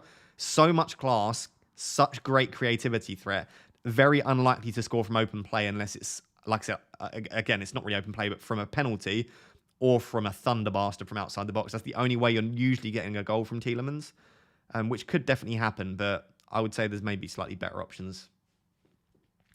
Reeve's definitely going to tweet me now when Yuri Tielemans inevitably scores on Sunday. FPL Timbers and FPL Tips India have just confirmed Rafinha is out. Right, let me jump on Twitter and have a look.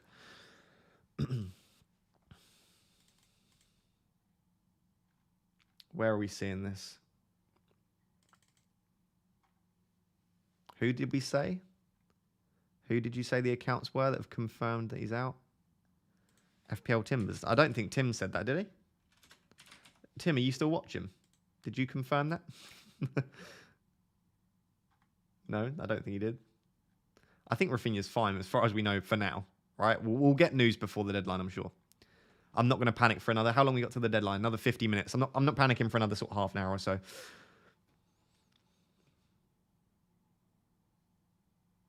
Yeah, I did pick Ward-Prowse over Barovia. That is true. He was very frustrating in that game week, though.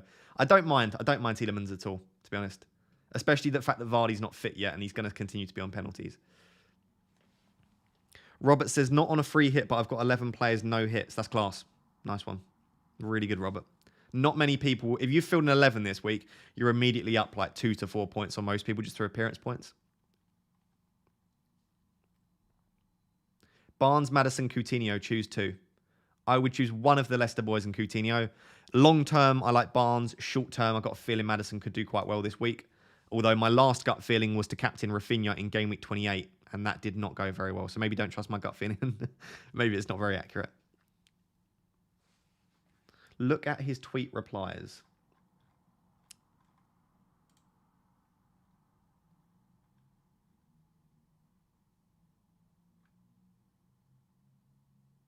That's a that's a joke from FPL Timbers, Callum.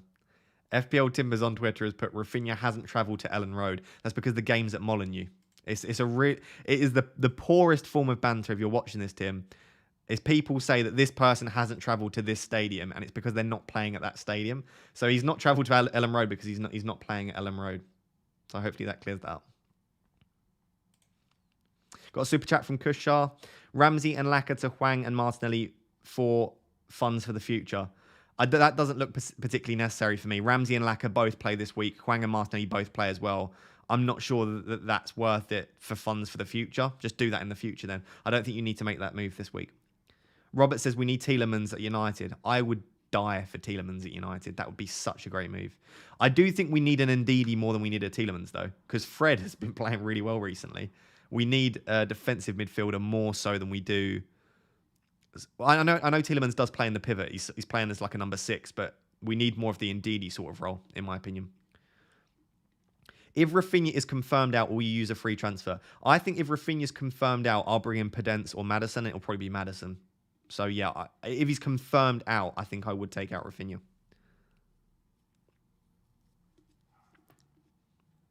Right, Ross, you've convinced me. Coutinho is in. Best of luck. I probably shouldn't do the convincing for you. You're at a ridiculous rank, but best of luck, Scott. Hopefully that goes well for you. I mean, hopefully it doesn't because I don't own Coutinho and I own Ramsdale. So hopefully it doesn't go well for you.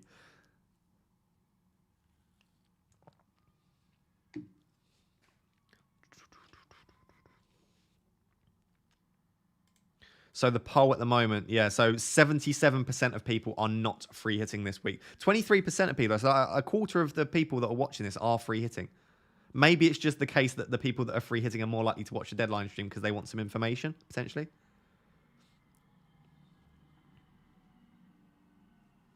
Is it crazy to consider Odegaard over Martinelli because more security of minutes with rest/early sub? I'm not that keen, to be honest. Should we do a comparison between Odegaard and Martinelli? Let's do a few comparisons. I didn't have this planned, so this is going to completely mess up my graphics here. We'll do, if there's any players that you want me to compare, we'll do some comparisons over on fantasyfootballfix.com. Right, this is, like I said, this is going to butcher my graphics for 2 seconds just whilst I sort this out. So do give me a minute. That one there. Give me a minute to just sort this out. So I'm going to want to zoom out slightly.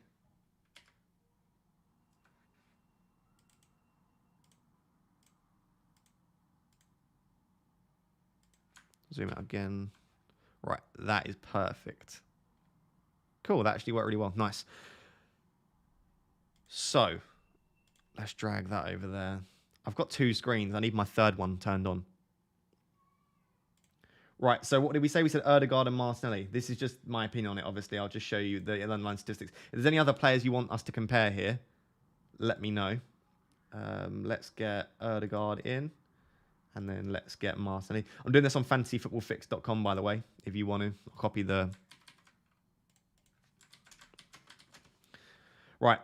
So these are the touch maps. I know a lot of people aren't that keen on touch maps. I think they're pretty cool to look at, but obviously they don't tell you as much across the entirety of the season. It is worth noting that Odegaard has played an extra sort of 500-600 minutes on top of Martinelli. So that is definitely worth noting. Okay, these are their touch maps. If we take a look at their shots... Martinelli, despite playing far fewer minutes, he's taking a lot more shots. And he's also taking a lot more shots in the box as well. So as you can see, so the green ones are the goals, but a lot of those shots are coming inside the box. Odegaard, when he does shoot, tends to be outside the box, right? So he's not taking that many shots, Odegaard. And when he does, then there's not many inside the box at all. Attempted assists, obviously Odegaard is ridiculously good, right? Martinelli's not great from an assist potential point of view, but he has been taking, which I did notice, Martinelli's been taking a lot of in-swinging corners.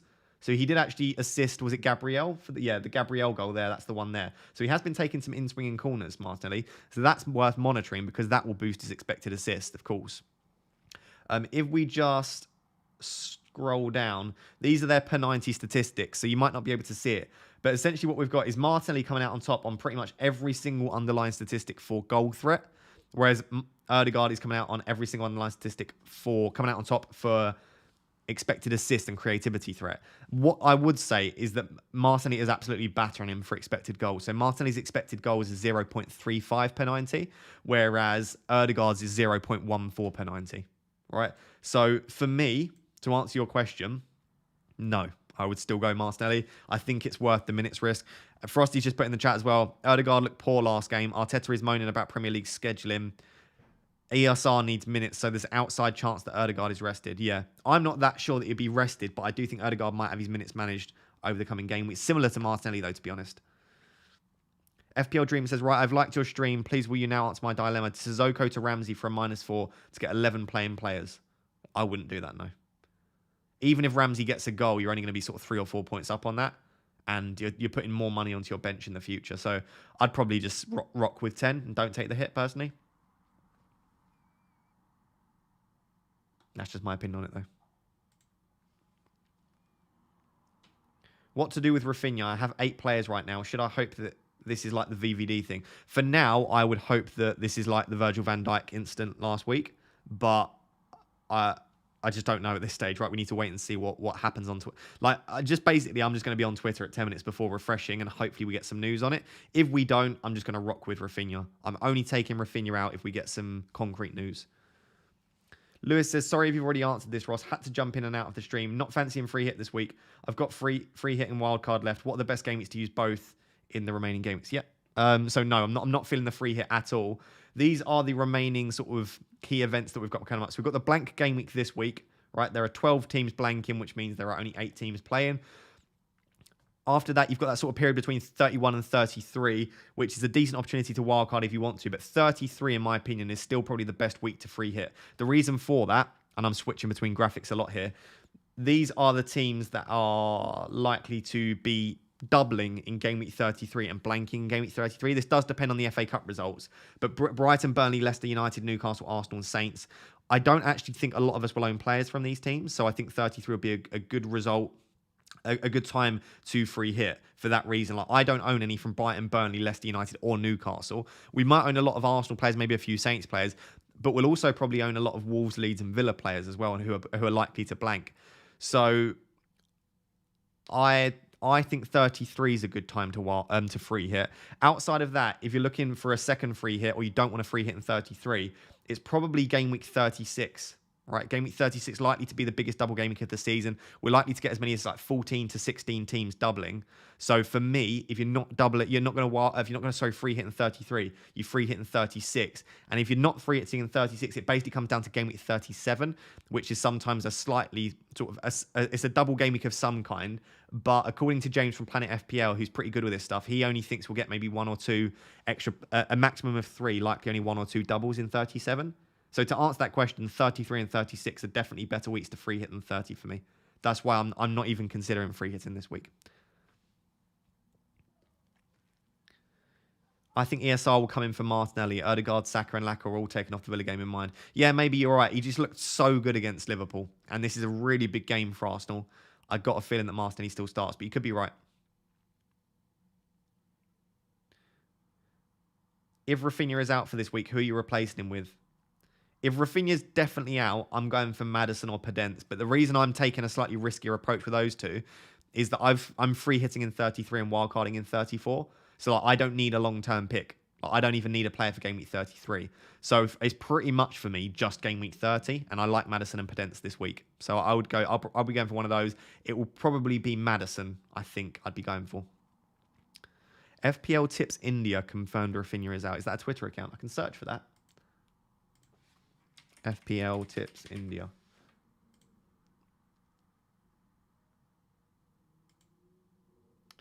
Do they normally give? Okay, they seem pretty confident. We'll have to wait and see. I'll link the tweet. I'll link the tweet here. Please, this is not me saying to trust this tweet, but I want to give you as much information as I possibly can. This is the tweet that is being referred to. He's only got 3,000 followers. I've never seen him before.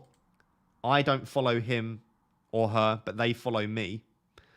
I don't know what to think about that. I'm not going to trust something like that. I would need to see it from a journalist that follows leads sort of around the country. Someone more reliable than that for me. Someone like Baron Cross, I would trust more so than this. But if you want to trust this, if this is enough for you, maybe you just go for it. I've been told he's been right in the past. Yeah, that's absolutely fine then. It's completely up to you whether you trust that or not. For me, I would need a little bit more information.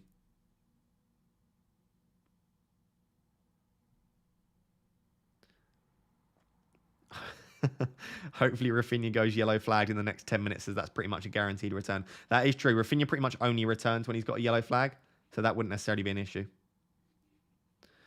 Indian Foot Coach says he's pretty reliable. Over on Insta, he has a bigger following. Yeah, I think he's got 50,000 followers on Twitter, on Instagram, doesn't he? Doesn't necessarily mean anything though, right? I've got 31,000 followers on Twitter. That doesn't mean that I have got reliable news. Reeves got 200,000 followers on Twitter. Again, that doesn't mean he's got any reliable news about whether Rafinha is going to play or not. So following's not everything. It's more so about sort of the reliability and caliber of the person that is giving that information.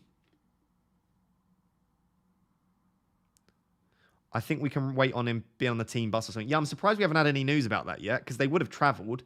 I'm surprised no one's told us if he has travelled. I'll have to wait and see. Coutinho to Maddison. No, I wouldn't do that. Only 230 likes. Help the brother out and like the stream. Yeah, thank you, FPL Dream. If you are watching this, obviously the views drop down when everyone starts streaming at the same time. That's to be expected. But if you are watching this and you haven't liked, please do drop a like on the stream. Livramento to Doherty from -4 gets to get to 10 players. Feels like a no because adds money in defence and clean sheet not guaranteed. I'd still do it, to be honest. I'd probably do it. It does depend if you're free hitting 33 or not, though, because Livramento is likely to get a double game week in 33. I can categorically say that nobody knows what's going on. It's true. Anyone that claims that they know what's going on and doesn't have a background in this, or they're not a journalist for Leeds, they've probably got no idea. Let's wait for Let's Talk FPL to ask someone on Twitter because he loves Rafinha. That's true. Yeah. People do like to feed Andy news as well because they think they're going to get some sort of like clout from feeding information to Andy. So let's wait and see. If there is any reliable news, it will be all over Twitter in about 5 seconds. Like, it will be everywhere because everyone, pretty much most people will own Rafinha and they're going to be very interested. Hello, mate. Hope you are doing well. I'm all doing well. Thank you very much for asking. Getting Eriksen for fun on a free hit. Okay, with Leicester being so bad at set pieces, I have a gut feeling could be amazing. Thoughts? Yeah, I really like that. I think Leicester they've conceded the most goals joint with Leeds from set pieces.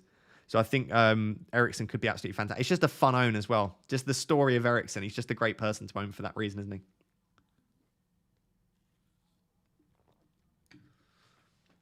Would love to see how many bench boosts are active for 30. Probably thousands of people for no reason. People do weird stuff, don't they? Let's ask Fabrizio about Rafinha. Yeah, I think Fabrizio's got other stuff to worry about, to be honest. But he probably does knowing him. If Rafinha is out, will you hold your free... I'm going to use the free transfer if he's confirmed out. It'd need to be 100% confirmed, though. How's Eriksen as a replacement for Rafinha? I have wildcard free hit bench boost left. I want to go with a good differential if I indeed sell Rafinha. I don't really like him very much as a transfer in. His statistics aren't particularly good. Brentford's fixtures aren't particularly good either. I think you could do better than Eriksen, personally. But FPL is about having fun. So if you fancy an Eriksen punt, go for an Eriksen punt. Is it worth doing a free hit? For me, it's not at all worth it, no. But it depends on your team, right? And also, if you've got 2 free hits left, it makes it significantly more likely to be worthwhile doing as well. Hi, Ross. Thanks for everything. You're more than welcome. Schmeichel or Ramsdale? Both, either. They both play in blank game week 30, and they're almost definitely going to both double in game week 33 as well. I don't mind that. If it's sort of a long-term transfer, if you've used a wildcard already, I'd probably go for Schmeichel because as well as... so. Both Arsenal and Leicester are likely to play blank 30, double 33 and double 36. But Leicester have another fixture on top of that as well. So Leicester will probably double in 37 as well. So with a Leicester player, you're going to get blank 30, double 33, double 36, double 37. So I'd maybe just about lean towards Schmeichel. But Arsenal's defence is better than Leicester's. That didn't really answer your question at all. Either. Either or. How long is Trent out for? Klopp just said some weeks and then left it at that. So unfortunately, I don't particularly have an answer. I love the Eriksen punt, Andre says. Yeah, I think it is a punt, right? And it is a fun punt as well. But I wouldn't be doing my job as a content creator if I didn't let you know that his underlying statistics aren't that great. I think he's got 0.32 non-penalty expected goal involvement. Can you show your free hit team again? Yeah, did I delete it? Or is it still there? Cool, it's still there. Yeah, I can do that. There you go. Like I said, I put this together sort of... Oh, my camera's lagging out massively. I'm just resetting my camera 2 seconds. Bloody OBS. Yeah, so like I said, I've put this together very sort of off the cuff on stream. So it might not be exactly what I would go for, but this is generally what I'd go for. The players that would be sort of dead cert in my free hit team is Son and Kane. I'd have both of those definitely. Outside of that, it'd basically be Kulusevski versus Reguilon. I'm not sure which one I'd want to go for. I guess the triple up on Tottenham attack might be overkill a little bit if you're not expecting them to get that many goals against West Ham. And then Iheanacho, I'd definitely have Iheanacho. I think he's a great shout. In the middle, I think I prefer Maddison to Barnes for this week. Just got a bit of a feeling. I don't know why. Saka and Coutinho are great options. I like Podence as well. Now Arsenal has just tweeted that Ramsdale's a doubt. Don't tell me that. Don't tell me that. Let me type in their Twitter handle. So that's the free hit team anyway. Let's have a look at this rumour that Ramsdale's a doubt. Let's see if the camera's working now. There you go. I'm back. Right. What was it? Now _ Arsenal. The issue is when we get this close to deadline, there's all sorts of accounts that, right, they've got 61,000 followers. What did they say? A few whispers going around that Aaron Ramsdale didn't train today due to a knock that he's carrying. Nothing confirmed yet. Oh dear. That's not great. I'll share that on Twitter. That looks like a slightly more trusted account, but again, nothing confirmed yet. I'll copy that into the chat if you're watching this and you want to see. Again, it's not confirmed. That is slightly annoying because I don't have a backup goalkeeper. If that could be confirmed, that would make me significantly more likely to make a transfer. But again, I'm not sure that it's worth it. There's no keepers that I trust enough to get a clean sheet. Yeah, bit of a tricky one, isn't it? I guess I'd just roll with 8 then. And if Rafinha's out, I'd be rolling with 7. But I still don't think that's a massive issue, necessarily.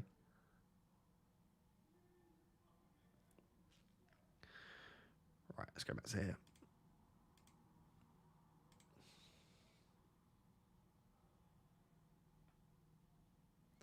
I think a lot of people started fear-mongering on Twitter. It's just very shady. I hate all of these rumours. I hate all of these rumours before the deadline. It really is a bit of a pain. Ross, who would you suggest is the best Arsenal defender for this week? Tierney hardly contributes to attack, but then who does? Gabriel, maybe? The issue with Tierney isn't Tierney. The issue with Tierney is actually Cedric. So when Tomiyasu plays, Arsenal almost switch to like a back 3 when they're in attack, because Tomiyasu's a far more defensive right back than he is an offensive one, because he can actually play centre back. So I think I would still probably go for Tierney, but I think if you're not going for Tierney, yeah, Gabriel's probably the one to go for sure.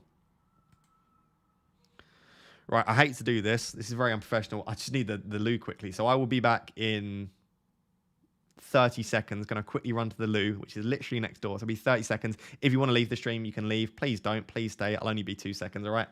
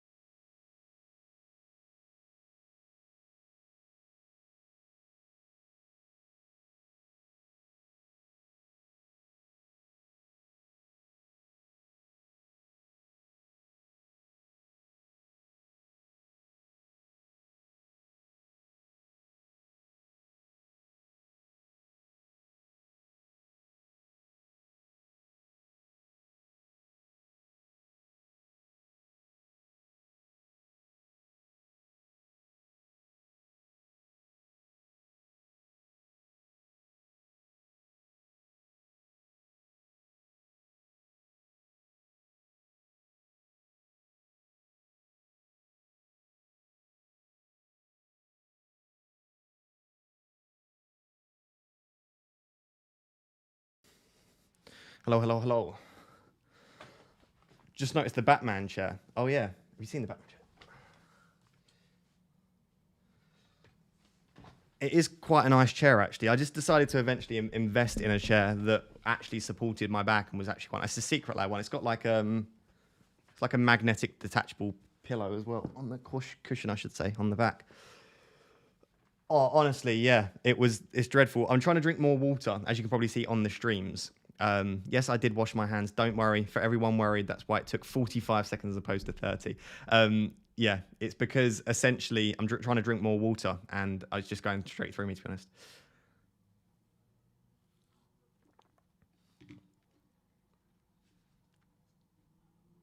Did you watch The Batman? I haven't watched The Batman yet, but basically my favorite director is Christopher Nolan, and the Dark Knight trilogy is elite. Like in my top 10 films of all time, all three of them.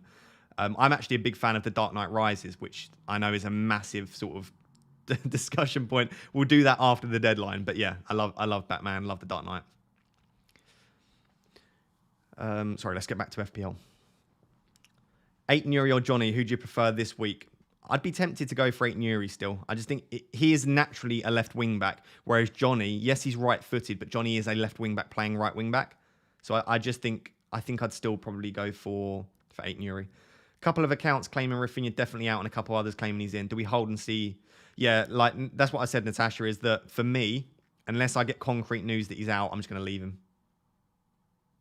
Oh, Football Intelligence says Raf's fine. That I trust. Right, that's a man that I do trust. Let me get that tweet and I'll put that in. Football Intelligence is right like 99.5% of the time.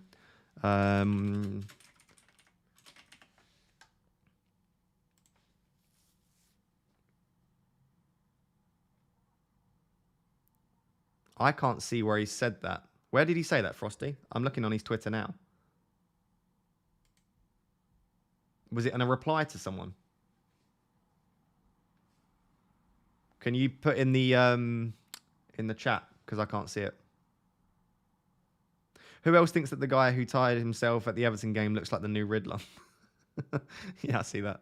I do see that. Any news about Hwang? Apparently Hwang was in training, but that's all I know so far.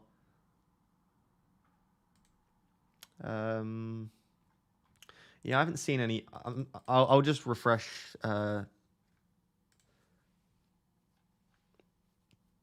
Rafinha to Barnes. I'm sure I want to transfer out Rafinha in game 31, 32, 33. Yeah, you could just get over and done with now and hope that the rumours are true that he is out, but I'm just not sure I trust them enough yet.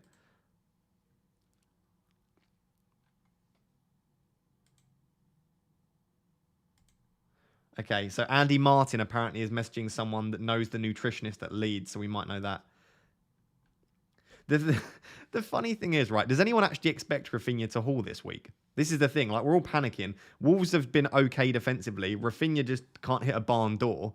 And I'm not sure we were expecting more than 2 points anyway, but it's funny that we're all stressing this much over a player that we're not expecting massive returns from anyway. Hey, Raptor, what are your moves this game week? Just join the stream. I'm currently planning to roll the transfer with the team that you can see on your screen right now. If Rafinha is confirmed out, I'm probably going to do Rafinha to Maddison.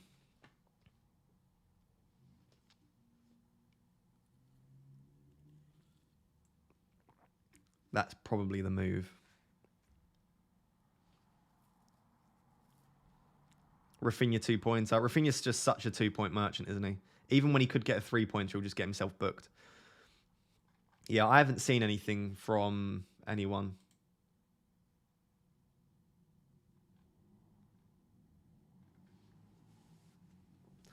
That Ramsdale news is really not good, though. I'll have to see if we see anything else. The Ramsdale news is more of a pain for me than it is than the Rafinha news is, because I don't have any cover for the Arsenal defence if Ramsdale is out. So we'll have to wait and see. De Gea to Salah for a -4. Yeah, I don't dislike that. To be honest, I could do De Gea to Salah and rock with triple Wolves defence. That could be an option. I could go Schmeichel, to be honest. De Gea to Schmeichel could work. I might be tempted if we get confirmation that Ramsdale's out, but I'm just not sure. I have 4 active players. Should I free hit? I'd still probably just take a -4 and get to 6. I don't get the massive value in free hit this week for me. But it depends who those 4 players are. If like one of them's Kane, one of them's Saka, then I think you just rock with those. But if the 4 of them are like terrible players, then maybe not. What goalkeeper would you bring in if Ramsdale is out this week? I'd probably go Schmeichel, maybe. Yeah, probably Schmeichel. Ross, Andy retweeted Football Intelligent Unit's tweet. Okay. I didn't see it, to be honest, but I'm not saying it's not there. Let's have a look.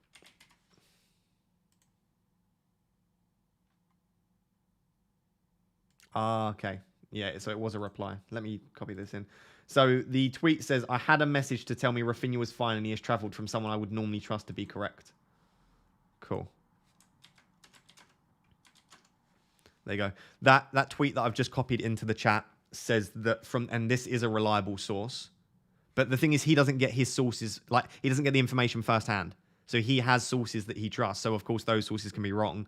But I would trust him. And he says that Rafinha was fine and travelled. So I think we're fine on Rafinha.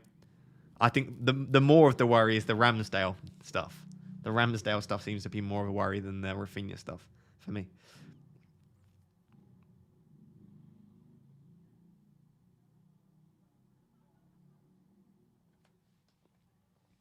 He did follow it up by saying it doesn't 100% mean he's playing. Yeah, of course. But that's enough for me for now. For now, at least. Like I said, maybe we'll get some more concrete news soon.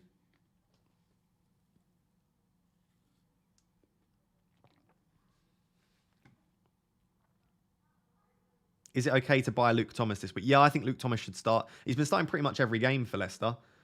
I personally would do it.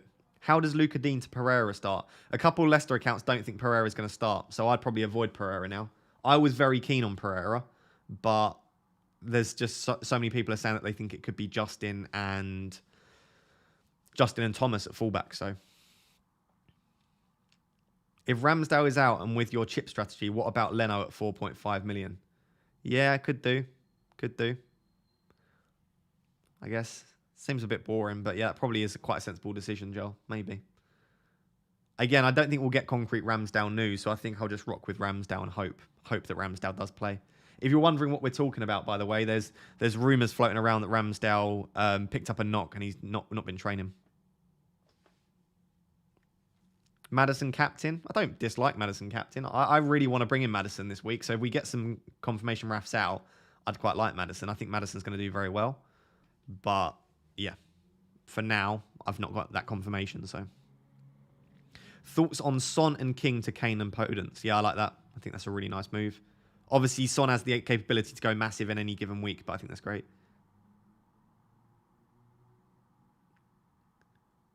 Joel says, "Oh yeah, might too." It is. Yeah, I didn't even spot that. It would be too many Arsenal players. I'm already on the Arsenal triple up, so I'd have to take out Ramsdale for Leno, which I wouldn't do. If Ramsdale is out, would you transfer him out even if you already have Arsenal defenders? I wouldn't transfer him out, no, because he's fine from 31 onwards. I wouldn't be taking Ramsdale out personally. Unless it's a severe injury, but we wouldn't probably know about that anyway. Sounds like it's just a knock. Ideal replacements for Luca Dean, in your opinion? It completely depends on your strategy, Jamil. Like, are you free hitting in 33? Do you already own an Arsenal triple up, Tottenham triple up? Like, I'd need a bit more information than that. Willock to Tielemans, or do I hold? I might want Cancelo back with Robertson and Trent, and holding gives me the money for it. Cancelo, Doherty, James, Robertson, Trent in 33 and going forward. What do you think? I don't think Willock to Tielemans is like a desperate move that you need to make. Of course, Tielemans is on penalties, and his underlying statistics aren't terrible, but I'd probably just roll the transfer. Luca Dean to Luke Thomas, or Luca Dean to an Arsenal defender? I'd probably go for an Arsenal defender personally. I think just a little bit safer with starts if you go for Gabriel or Tierney, and they're also likely to double in 33 as well. For a 1 week punt, Eriksen, Podence or Martinelli, I only have 6 players. I really like Podence as a punt. To be honest, if Martinelli starts, I think Martinelli's the best option there. It's just whether he does start. I think he will, but I don't know that for certain, of course. How sure are we Maddison even starts since he didn't start yesterday in a must-win game? Yeah, we're not sure at all. But now that Ndidi's not fit, there's a higher chance that they play a 4-2-3-1 with Maddison in the number 10 role. And also, he didn't play 90 minutes. He only played 30 minutes. So he's got pretty fresh legs. So I think there's a good chance Maddison starts. Got 19 minutes till the deadline. What are we doing? What are we planning? Get those moves locked in.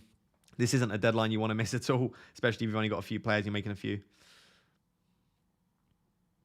Coutinho to Barnes long term. Long term, I don't mind that, but you don't need to make that move this week, I don't think. I think you can make that move in 33 when Coutinho blanks and Eriksen and Barnes doubles, I should say. Pedence in for Saka. I want a free hit and trying to chase. If you're trying to chase, I don't mind that at all. I do still think Saka's the better player and the better option, but I don't mind Pedence at all in there if you're chasing. Weghorst to Tony. Probably not, because Weghorst doubles in 31, so you're not getting any extra fixtures there. With Tony, you get 1 in 30, 1 in 33. With Weghorst, you get 2 in 31, sorry. So I would just keep Weghorst, probably. Jimenez or Iheanacho on free hit. I like Iheanacho myself. I think Iheanacho is a really good punt on a free hit.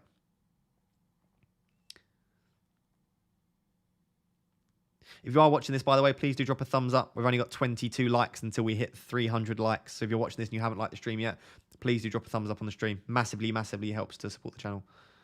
Do you think Eriksen Tony double up? What do you think of it? I don't mind it, to be honest. I think I would probably just go for one, to be honest. I'd probably go for Tony, but I don't mind the double up at all. I hope Barnes starts. Worried for some reason. I'd be slightly worried, only because he played another 90 minutes and he did take a hefty challenge in the middle of the game. So I don't think there's a major worry there. I do still think he'll start, but he might have his minutes managed, and it might just be a slight worry for you there. Hi, mate. Love the content. Thank you very much, Ryan. Currently on 7 this week and wondering whether to swap out Jota for Martinelli. Already owns Saka/Tierney. If it's for free, I don't mind that too much. Although, again, Jota does play Watford in 31, and if he starts, that's a fantastic fixture. So it's a bit of a tricky decision, that one. Just depends how much you fancy Martinelli to start. I might be tempted to just rock with the 7, to be honest. But Martinelli is a good option long term. I don't know. Depends how much, like I said, depends if you think Martinelli's going to start. I think he will, personally, but I don't know the answer to that.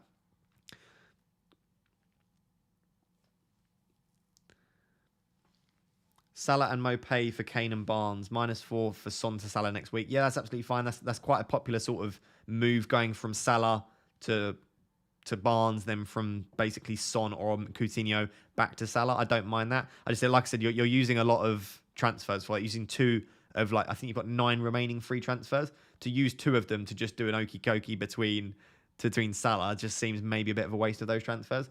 Tony captain?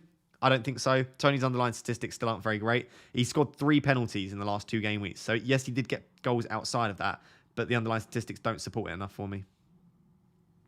Thanks a lot, Raptor. This channel is the future. I appreciate that, Jamil. It's very kind of you to say. Ramsdale probably only missed this game week. Yeah, it's just a little knock. I assume so. I don't think it's... I'll probably just leave my keepers unless we get concrete information. Brilliant stream. Thank you very much. Imagine Barnes gets benched and Rafinha hauls now. It's written. So many people are going to take Rafinha out off the back of these rumours, like they did with Virgil van Dijk. Van Dijk picked up a 14-pointer in game week 29. That should hopefully show you that it's not worth taking out a good asset with just rumours. And I could genuinely imagine Barnes being benched and Rafinha hauling.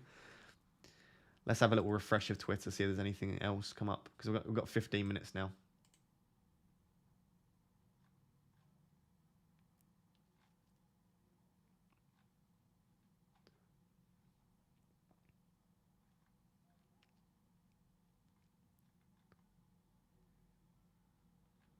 I can't see. Yeah, I can't see anything still, to be honest. Right, I think I'm probably just gonna I'm gonna tweet my team. I think. Let me get my phone from over here. Sorry, I'm just gonna have to quickly tweet my team. I think I'm just gonna go for it. If anything changes, I'll have to just end up changing my team. But I can't see myself making any moves unless, like I said, if we get some last minute stuff, I can't see it. So. Kane captain, 32k. We're on the transfer play online. Just no players that want enough to use transfer on. Yeah. Cool. Right, I'm going to tweet that. Feel free to go like that tweet. It's just not worth it for me, to be honest. Unless, like I said, unless we get some concrete news that Rafinha or Ramsdale are out, that's going to be the team that I'm rocking with. I'll switch to the app now that we're getting closer to the deadline, I think. Let's go to pick team. Make sure you lock those teams in. We're about 15 minutes off the deadline now. So it's definitely worth locking those teams in before it's too late. All right. Where's my camera? Bang. Right. So this is basically the team, right? So nothing much different there. Just this is on the official site. Great chill stream. Yeah, it's been quite a chilled stream, hasn't it? It's been quite laid back. I think Game Week 30 is not as much of a panic as it sometimes like other weeks are, just because there's not as much going on. There's not as many potential moves that you can make. So I think a lot of people are feeling pretty sort of stress-free with it.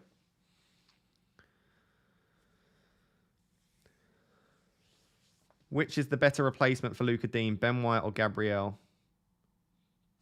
Or Luke Thomas? I'd probably go for Gabriel, personally. And you're going to bench whoever you buy this week.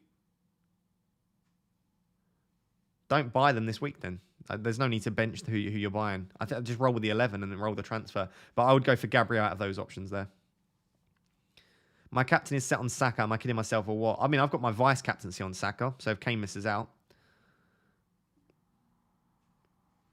Salah to Barnes and lose the 0.3 million, or Rudiger to Sice and not lose the value. I think you're going to want Rudiger back in. I think you're going to want both back in. I'd probably just still do the Salah to Barnes then and then bring Salah back in. Oh, my bloody camera is lagging out again. I'm going to break the camera. Expensive camera that can't deal with OBS. If Rafinha was out, you'd expect a verified source to have said so by now. Yeah, this is the thing. Like, sometimes we panic and we're like, why has there been no information? It's normally because these verified sources just haven't heard anything. It's just stupid rumours. And therefore, they don't see as much of a need to sort of update us on that. So, yeah, I agree, Reeve. I think if there was... You would expect us to have found out by now if there was some sort of issue with Rafinha. You'd hope anyway. Jude says, happy I went and checked as I had Salah captain. We all make those mistakes. I'm going to continue to refresh the thing. In the final few minutes, I'm always refreshing and making sure that I'm good to go.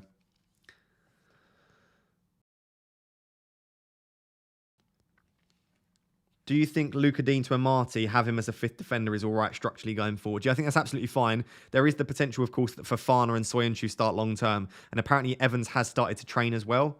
So I think long term, their best defensive pairing is probably Fofana and Evans. So I'm not sure how long Amati will last. But I think he's fine as a fifth defender for now. I've got 7 players, including Kane, Saka, Kulusevski, Maddison. Do you think a 30-point haul is decent this game week? I think the average is going to be about sort of 35, 40 points. Yeah, and I think that'll be absolutely fine. Like, the difference between a bad week is going to be like 20 points for a bad week and like 50 points for a good week. There's only going to be like a 30-point spread, in my opinion, between those. In a double game week, sometimes you'll get a spread of like 110 points between two. Like, sometimes you'll get people with like 160 points versus like 50 points. In blank game weeks, the spread just isn't there like that. And that's why I'm less keen to use my free hit in this week. So I just don't think the upside is there to free hit personally. That's just my personal opinion on it. Love the away shirts. Yeah, it's a cool extension, isn't it, to get the away shirts in there. I think the Leeds one looks great. The Arsenal away shirt's a very nice kit, to be fair. I mean, I'm obviously not an Arsenal fan, but that is a very, very nice kit. I'll have to miss the Tielemans haul, but 2 free transfers is probably worth it long term. Yeah. At least you can say you called it now, Reeve. You can say you called the Tielemans haul. But yeah, I don't necessarily think it's worth a transfer when we haven't had confirmation. Cody for Livramento from -4 to field 8 players. I don't know if it's worth getting Cody in from -4. Even if Cody keeps a clean sheet, you're going to gain 2 points. And then Cody blanks in 33 and Livramento doubles. I'm not sure I'd make that move personally. I don't think Cody's going to get another 14-pointer. I'd be delighted if he does, but yeah. Do you think Son to Barnes and Antonio/Watkins to Kane makes sense? It just about. I mean, Antonio and Watkins are both likely to play this week, so you're losing 2 players that play to gain 2 players that play. But Kane is that good at the moment that I sort of understand why you'd want to do that. So maybe. Got a quietly confident feeling about this week. Oh, good for you. I definitely do not. So there's that. I don't feel good at all about this week, but I think I'm fine. I think I've covered most of the major bases. Thanks for streaming this much, Ross. Much appreciated. Have a great weekend and good luck. Good luck, Chris. Thank you very much. No worries about the streaming. I love streaming, to be honest, especially when they're fairly laid back as well. Let's see if anything else is... I can't get Twitter up on this because I'm sharing my webpage. So let's have a look if we can see anything. I haven't seen any other Rafinha news, essentially. I don't think we're going to get anything, as far as I can see. I think we're going to have to just make the moves off the basis that we don't know if Rafinha's going to play or not. Do you think Luke Thomas has a chance of getting an attacking return? Of course he has a chance, but his underlying statistics aren't very good. So I think you're pretty much getting him for the clean sheet and maybe a couple of bonus. Who's the best to pick up front in exchange for Adams? Depends how much money you've got. If you've only got the sort, maybe Bamford, if you can stretch to Bamford, might be a cheeky pump. Outside of that, maybe you go for a Hwang. There aren't many good strikers at all in the game, are there? Especially ones that play in game week 30. I'll be here next week to discuss Burnley and Weghorst. Yeah, we're going to have a game week 31 stream to discuss the Burnley boys. And I'm going to keep telling people not to buy Weghorst. And then Weghorst is going to continue to score lots and lots of points. Peters and Gordon to White and Pedence. Oh, I don't like that. You're losing 2 players that double in game week 31. I'm not sure I like taking out both of those doublers in 31. Love the stream. How did you get the away kits to show again? Extension. Yeah, it's an extension from Fancy Football Trout on set. I'll grab that up for you. How am I going to do that? I'll do it this way. Let me grab the extension for you. Here it is. So if you want the away kits the way that I've done it, here you go.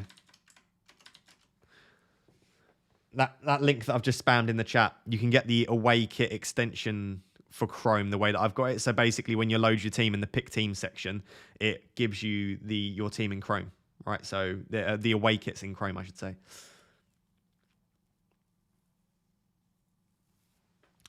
My logic is verified journos don't consider the normal starting 11 is playing actual news, so aren't necessarily bothered about reporting that. Any difference from the usual becomes tweet-worthy. Yeah, I agree. Normally it's when they get their big news that they feel... Like, Rafinha starting isn't big news for a Leeds journalist, so I'm hoping that's why we haven't heard anything.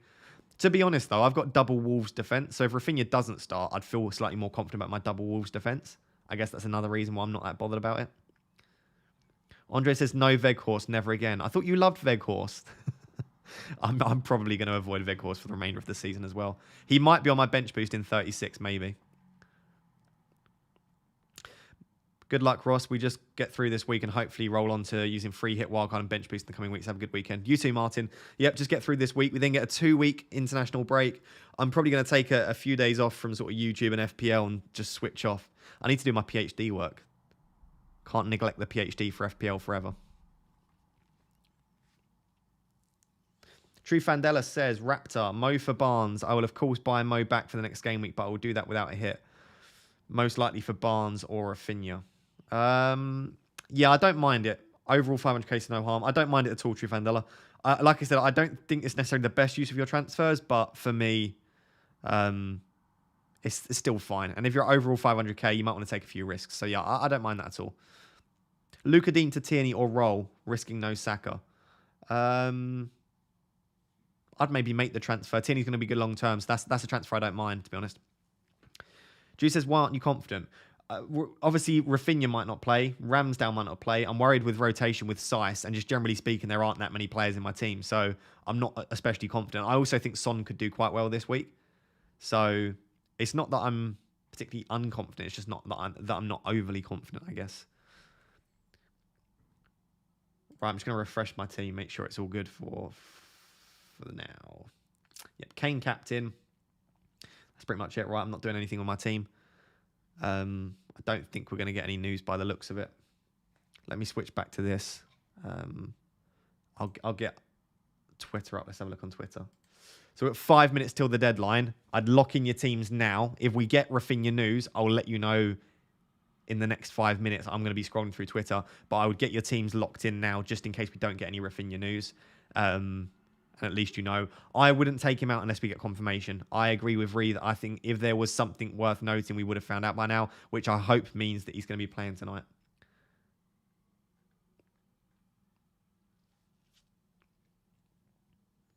Interestingly, Mr. Mark Southerns, if you follow FPL Black Box, Mark Southerns has sold Son to get Kane.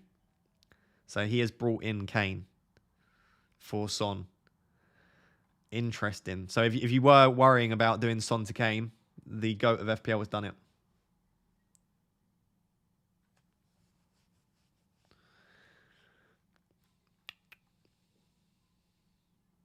No, I don't think we're going to get any news, guys. So definitely lock in those teams. You've got like 4 minutes to the deadline. Rafinha to Maddison or Kulusevski. I think Kulusevski's still probably the better shout to me. 8 players playing. I don't even know if all of them will play. Yeah, I'm the same. Like, of my players on that screen, Rafinha's a doubt, Ramsdale's a doubt, Saiss is a doubt, potentially. Outside of that, I'm pretty confident with the rest. Even Doherty is a slight doubt. So we'll have to wait and see. Iheanacho or Tony. I prefer Iheanacho myself. Start Tony or Watkins. I'd start Tony. This has a Raf hat-trick written all over it, Steve says. Yeah, I could definitely see a Rafinha hat-trick. Although he's not yellow flagged and he only scores points when he's yellow flagged, which is a bit of a shame. It's really annoying that we haven't had news. I'm going to go off the basis that no news is good news.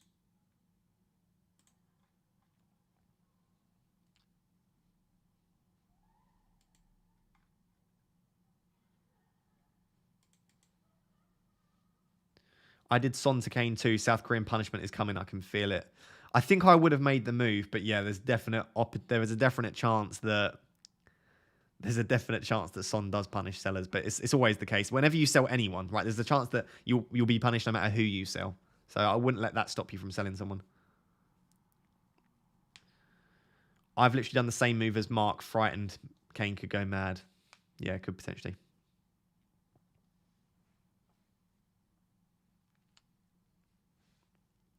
Who's the FPL GOAT? The FPL GOAT is Mark Southerns. Yeah. We'll get news in 30 minutes. We will get news in 30 minutes. It's going to be 30 minutes too late. Reeve says, another tweet. What have you seen, Reeve? Or are you just messing with us? What have you seen? Intelligence tweet on Raf. Okay, let me get that.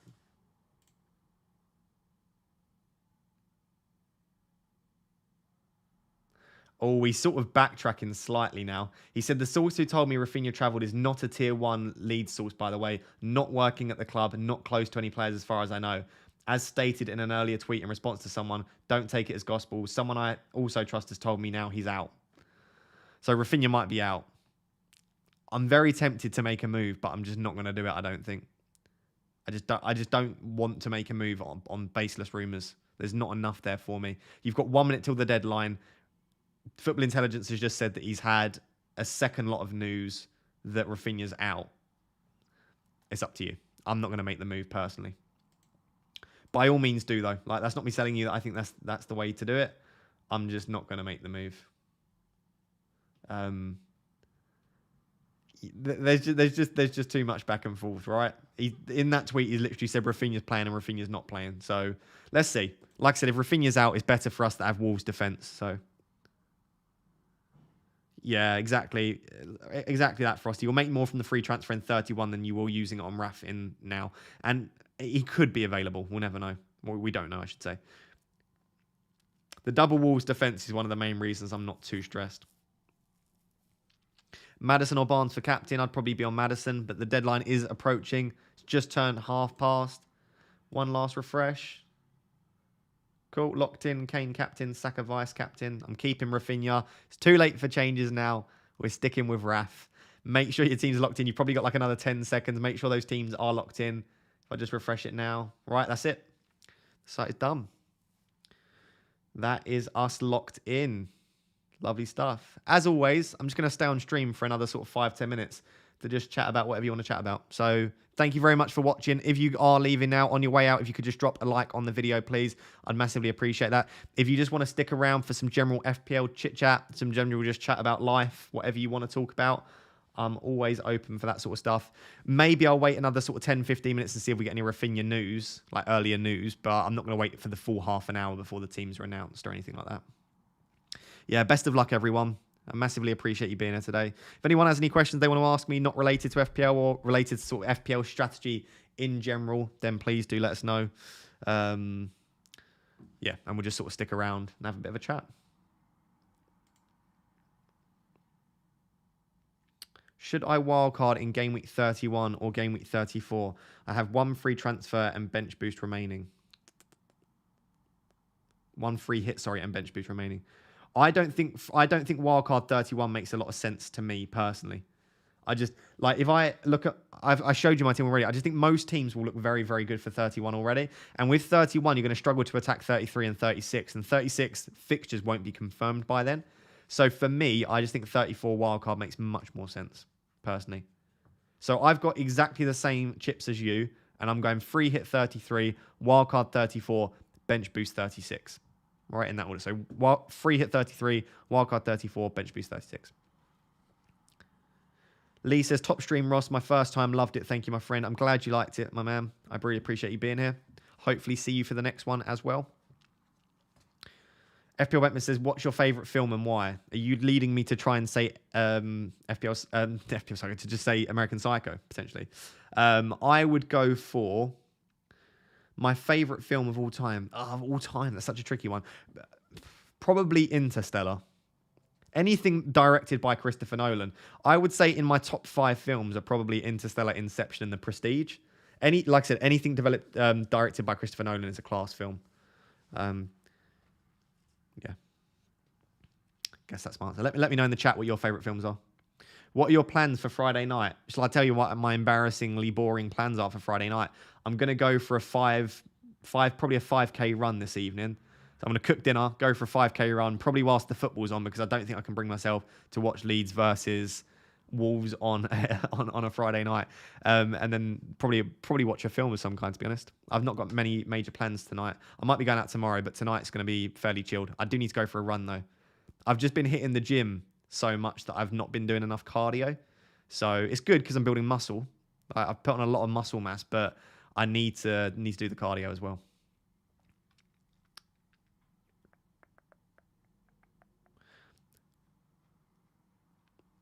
Why are people saying Ramsdale could possibly be out? Just a random Arsenal Twitter account said that apparently he picked up a knock, but I didn't see anything particularly sort of convincing, so I've just avoided that. It's just a rumour at this stage, to be honest.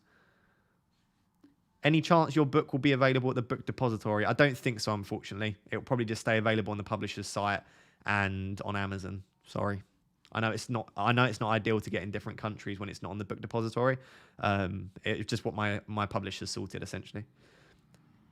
Number 1 FPL streamer, great insight as normal. Thank you very much, Keith. I really appreciate that. Thoughts on Marion Cotillard? I can't remember how to pronounce her name. Scene in Dark Knight Rises. One of the best scenes going, to be honest. I think, for me, Dark Knight Rises is arguably my favourite Dark Knight film. Now, I know that's a real issue with a lot of people, because obviously Dark Knight Returns is the second Dark Knight film, apologies, is one of the most popular ones with the Joker. I just like Dark Knight Rises. I think the Bane character was absolutely nailed. I think the storyline developed. I think the music in it, for me, it's one of my favourite films of all time. But yeah, I think that scene is absolutely brilliant. The Prestige was a masterpiece. The Prestige is by far and away Christopher Nolan's most underrated film. I was discussing this on Twitter the other day, the top 3 Christopher Nolan films, and The Prestige was just getting absolutely neglected. The Prestige is a brilliant film. I might watch that tonight, you know.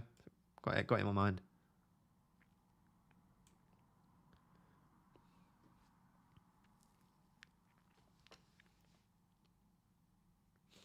Is there a psychological name for someone who can't stop taking hits, asking for a friend? Yeah, it's called being an absolute legend, FPL is. There's not really a psychological name for it. There's loads of ways you could look at it. As long as they still make sense when the fun stops, stop, right? Make sure that they're still making sense and that you're still gaining stuff from that. But yeah, maybe stop for the back end of the season. Maybe start to calm down a little bit with them. Baby Driver, absolute banger for sure. French Dispatch is interesting. Not seen it, to be honest. Can you teach me how to do uni assignments? To be fair, if you went to my university, I lecture, right? I'm a lecturer, so I do teach and mark uni assignments. I'm an absolute nerd, to be fair. I've always enjoyed studying, and I've always done quite well at university as well. So, yeah. To be honest, I'm going to make, at some point, I'm going to make another YouTube account where I talk about just general stuff. So I'll probably do revision techniques and tips on that, to be honest. It might be a bit late for you, though, unfortunately. If you love the Batman films, you have to watch the new one. I know you like Nolan, but I think this is the best ever. Yeah, apparently it's got like some dark scenes in there as well. I was speaking to my friend about this. He's quite into like Marvel, and he said it's much more representative of the comics because it's quite a little bit dark in there. Yeah, so I'm definitely going to watch it. I just need to try and find the time to go to the cinema or wait until it's out. Agree with you about Dark Knight Rises. That's good because most people normally abuse me when I tell them about that. Reservoir Dogs is the GOAT. Reservoir Dogs is a strange film, but a good film for sure. Have a great weekend, all stay blessed. You too, my man.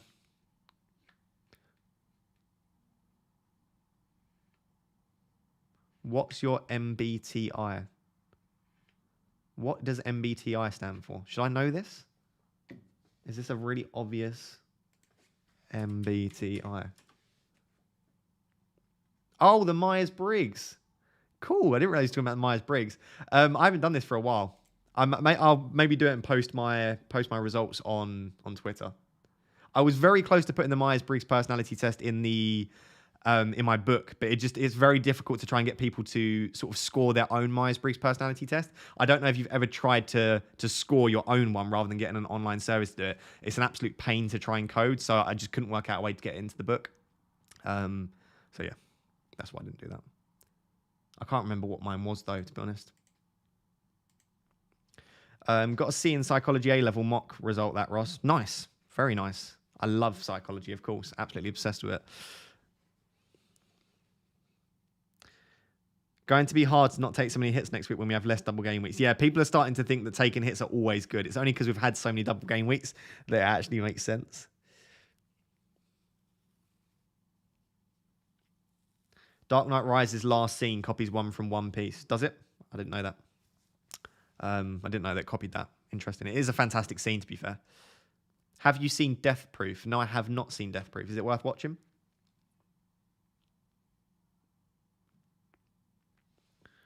Let me know if it's worth watching. I'll give it a go. To be honest, I'm more of a series guy than I'm a film guy. Like, I've watched a lot of films, don't get me wrong, but like if I'm sitting down in the evening by myself to watch something with dinner, because I live alone in Nottingham, right, in like a studio. So I eat dinner alone watching stuff. I would rather just watch a series. I get much more on board with series. Did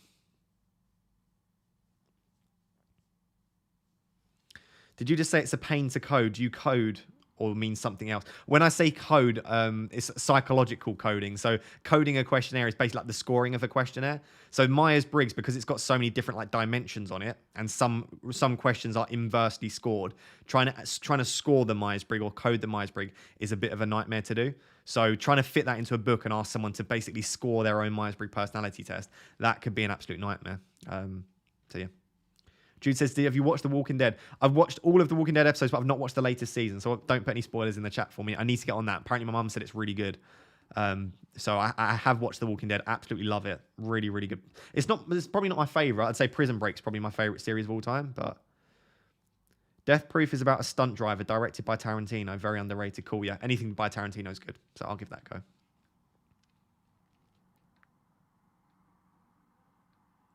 What's the difference between positive and vicarious reinforcement? So, psychology questions. Vicarious reinforcement is when you watch someone else do something and they model that behavior and that reinforces it for you. So if I watch Ronaldo doing a skill, right, and that reinforces the behavior for me and I want to do that skill as a result, that's what vicarious is. It's watching someone else do something and repeating that. Positive reinforcement is obviously all the studies about sort of positively reinforcing that behavior.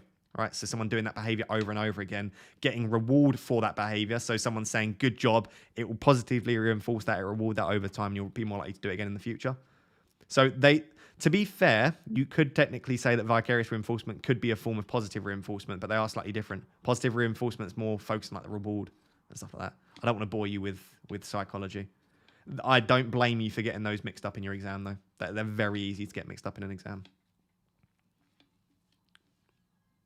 Have you seen Money Heist? I haven't. Is it Spanish, right? I don't mind that, but I think someone said that they were struggling with it because it was in a different language. So, yeah, maybe I'll give Money Heist a go. It was out a while ago, wasn't it, Money Heist, I think? Adam says, yeah, that means it would be difficult to code. Yeah, it would also be difficult to code for sure. Yeah, I don't do coding, but it would definitely be difficult to code. You'd probably love Mindhunter. It sounds interesting. Prison Break season 1 is one of the greatest seasons ever made. Hands down, the greatest season ever made. That's nothing against the future seasons. I actually really like when it gets a little bit more like political and stuff. But season 1 of Prison Break is genius. Absolutely genius. Do you have Netflix, mate? I do have Netflix, yeah. I have Netflix and Amazon Prime and Disney Plus. I have all of them because I watch a lot of series. So, have you watched You, the series? Natasha says, no, but my mum watched You and she said it was absolutely unbelievable. It's like a thriller, isn't it? No, I haven't watched it, but I might do. New season of Walking Dead's great. Would recommend. Yeah, I'm definitely going to get on that. I think I'll wait for all of the episodes to be out. I don't know if they are all out yet, but I like to wait for them all to be out because I like binging it. I don't really like watching one episode sort of per week. It gets a bit slow for me. Have you seen The Witcher? I have not seen The Witcher. This makes it sound like I haven't seen any series. I've watched hundreds of series, but none of these ones that you guys are mentioning, which is good. Have you watched Outer Banks? No, I've not watched Outer Banks. These are some great shouts. I'll have to go back on the stream and make a note after this. I'll make a note of all the stuff that you've recommended.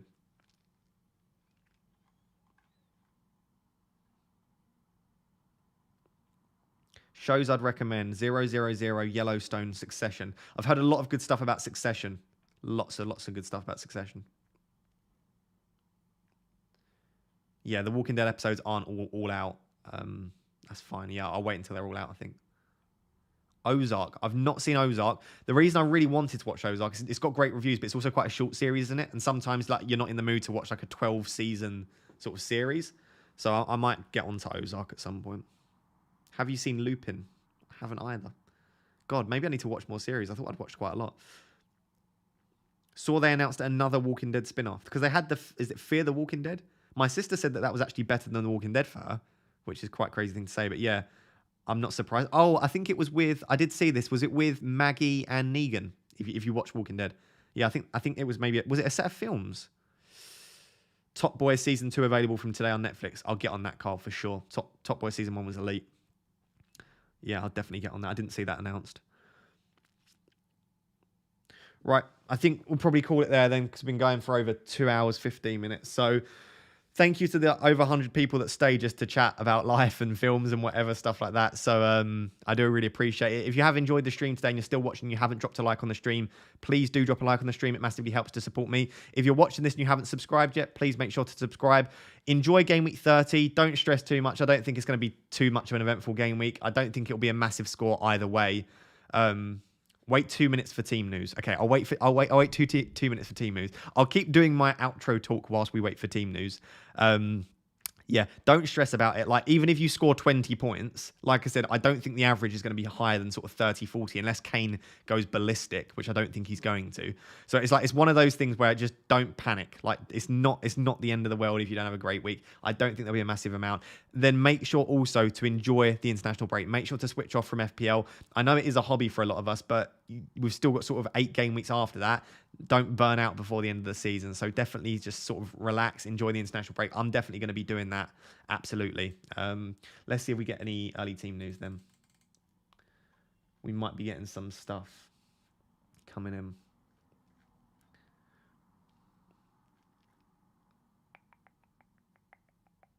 Oh, some people were moving.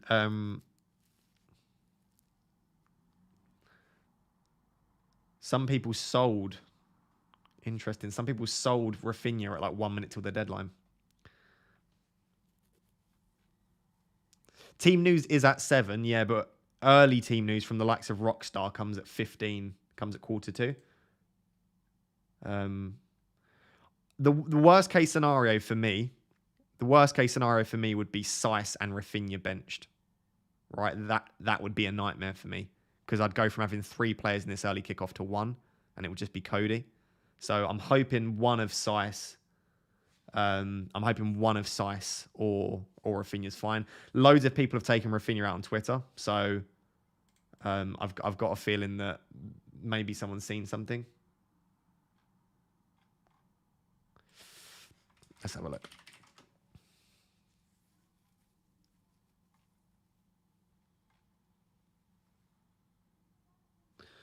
Still haven't seen anything.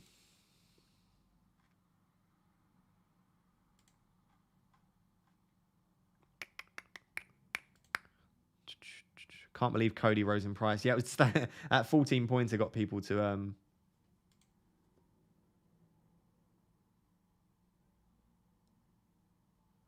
yeah, that 14 points just gets people to make transfers, doesn't it? So can't see any early team news yet. We'll keep waiting. I'll wait a couple more minutes, then if we don't get anything, I'll just sort of switch off. I'm not going to wait until 7 o'clock because that'll just be a bit long.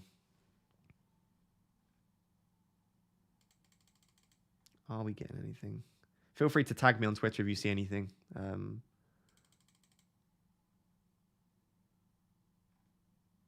Got so many people sold Rafinha. Wow. I'll be honest. I've got a feeling Rafinha is going to be out. But we'll guess we'll wait. It's interesting though that surely you would have seen someone say something if he is out. All right. Has anyone seen anything yet?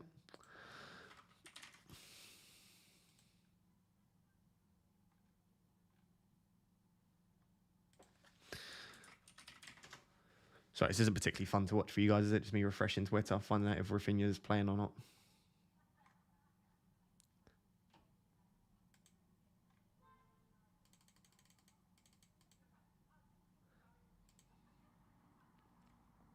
Everyone's saying that Rafinha is out, but I haven't seen anything yet.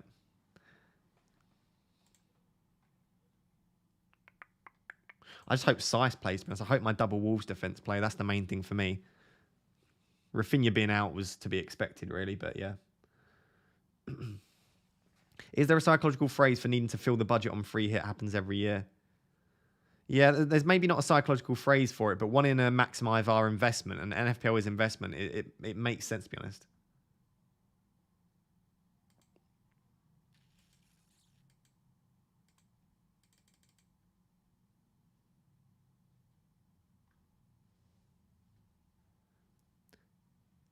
Gonna become a journalist and cheat FPL. Yeah, journalists definitely have an advantage, don't they?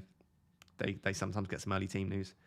Pep Guardiola's got the best early team news. I don't think we're gonna get anything, guys. Then before 7, can't see anything yet. So I'm going to end it there then. So thank you very much for watching. Do appreciate it. If you did enjoy the stream, make sure to drop a like. Make sure to subscribe, guys. Thank you so much. Hopefully Rafinha plays. Hopefully Cody and Seiss play as well. We'll find out in 10 minutes. Join me over on Twitter. Just follow me at FPL__Raptor. I'll be tweeting out on there. We'll discuss all of the team news and stuff over there. But thank you so much for being here, guys. Thank you very much for watching. Cheers. Bye-bye.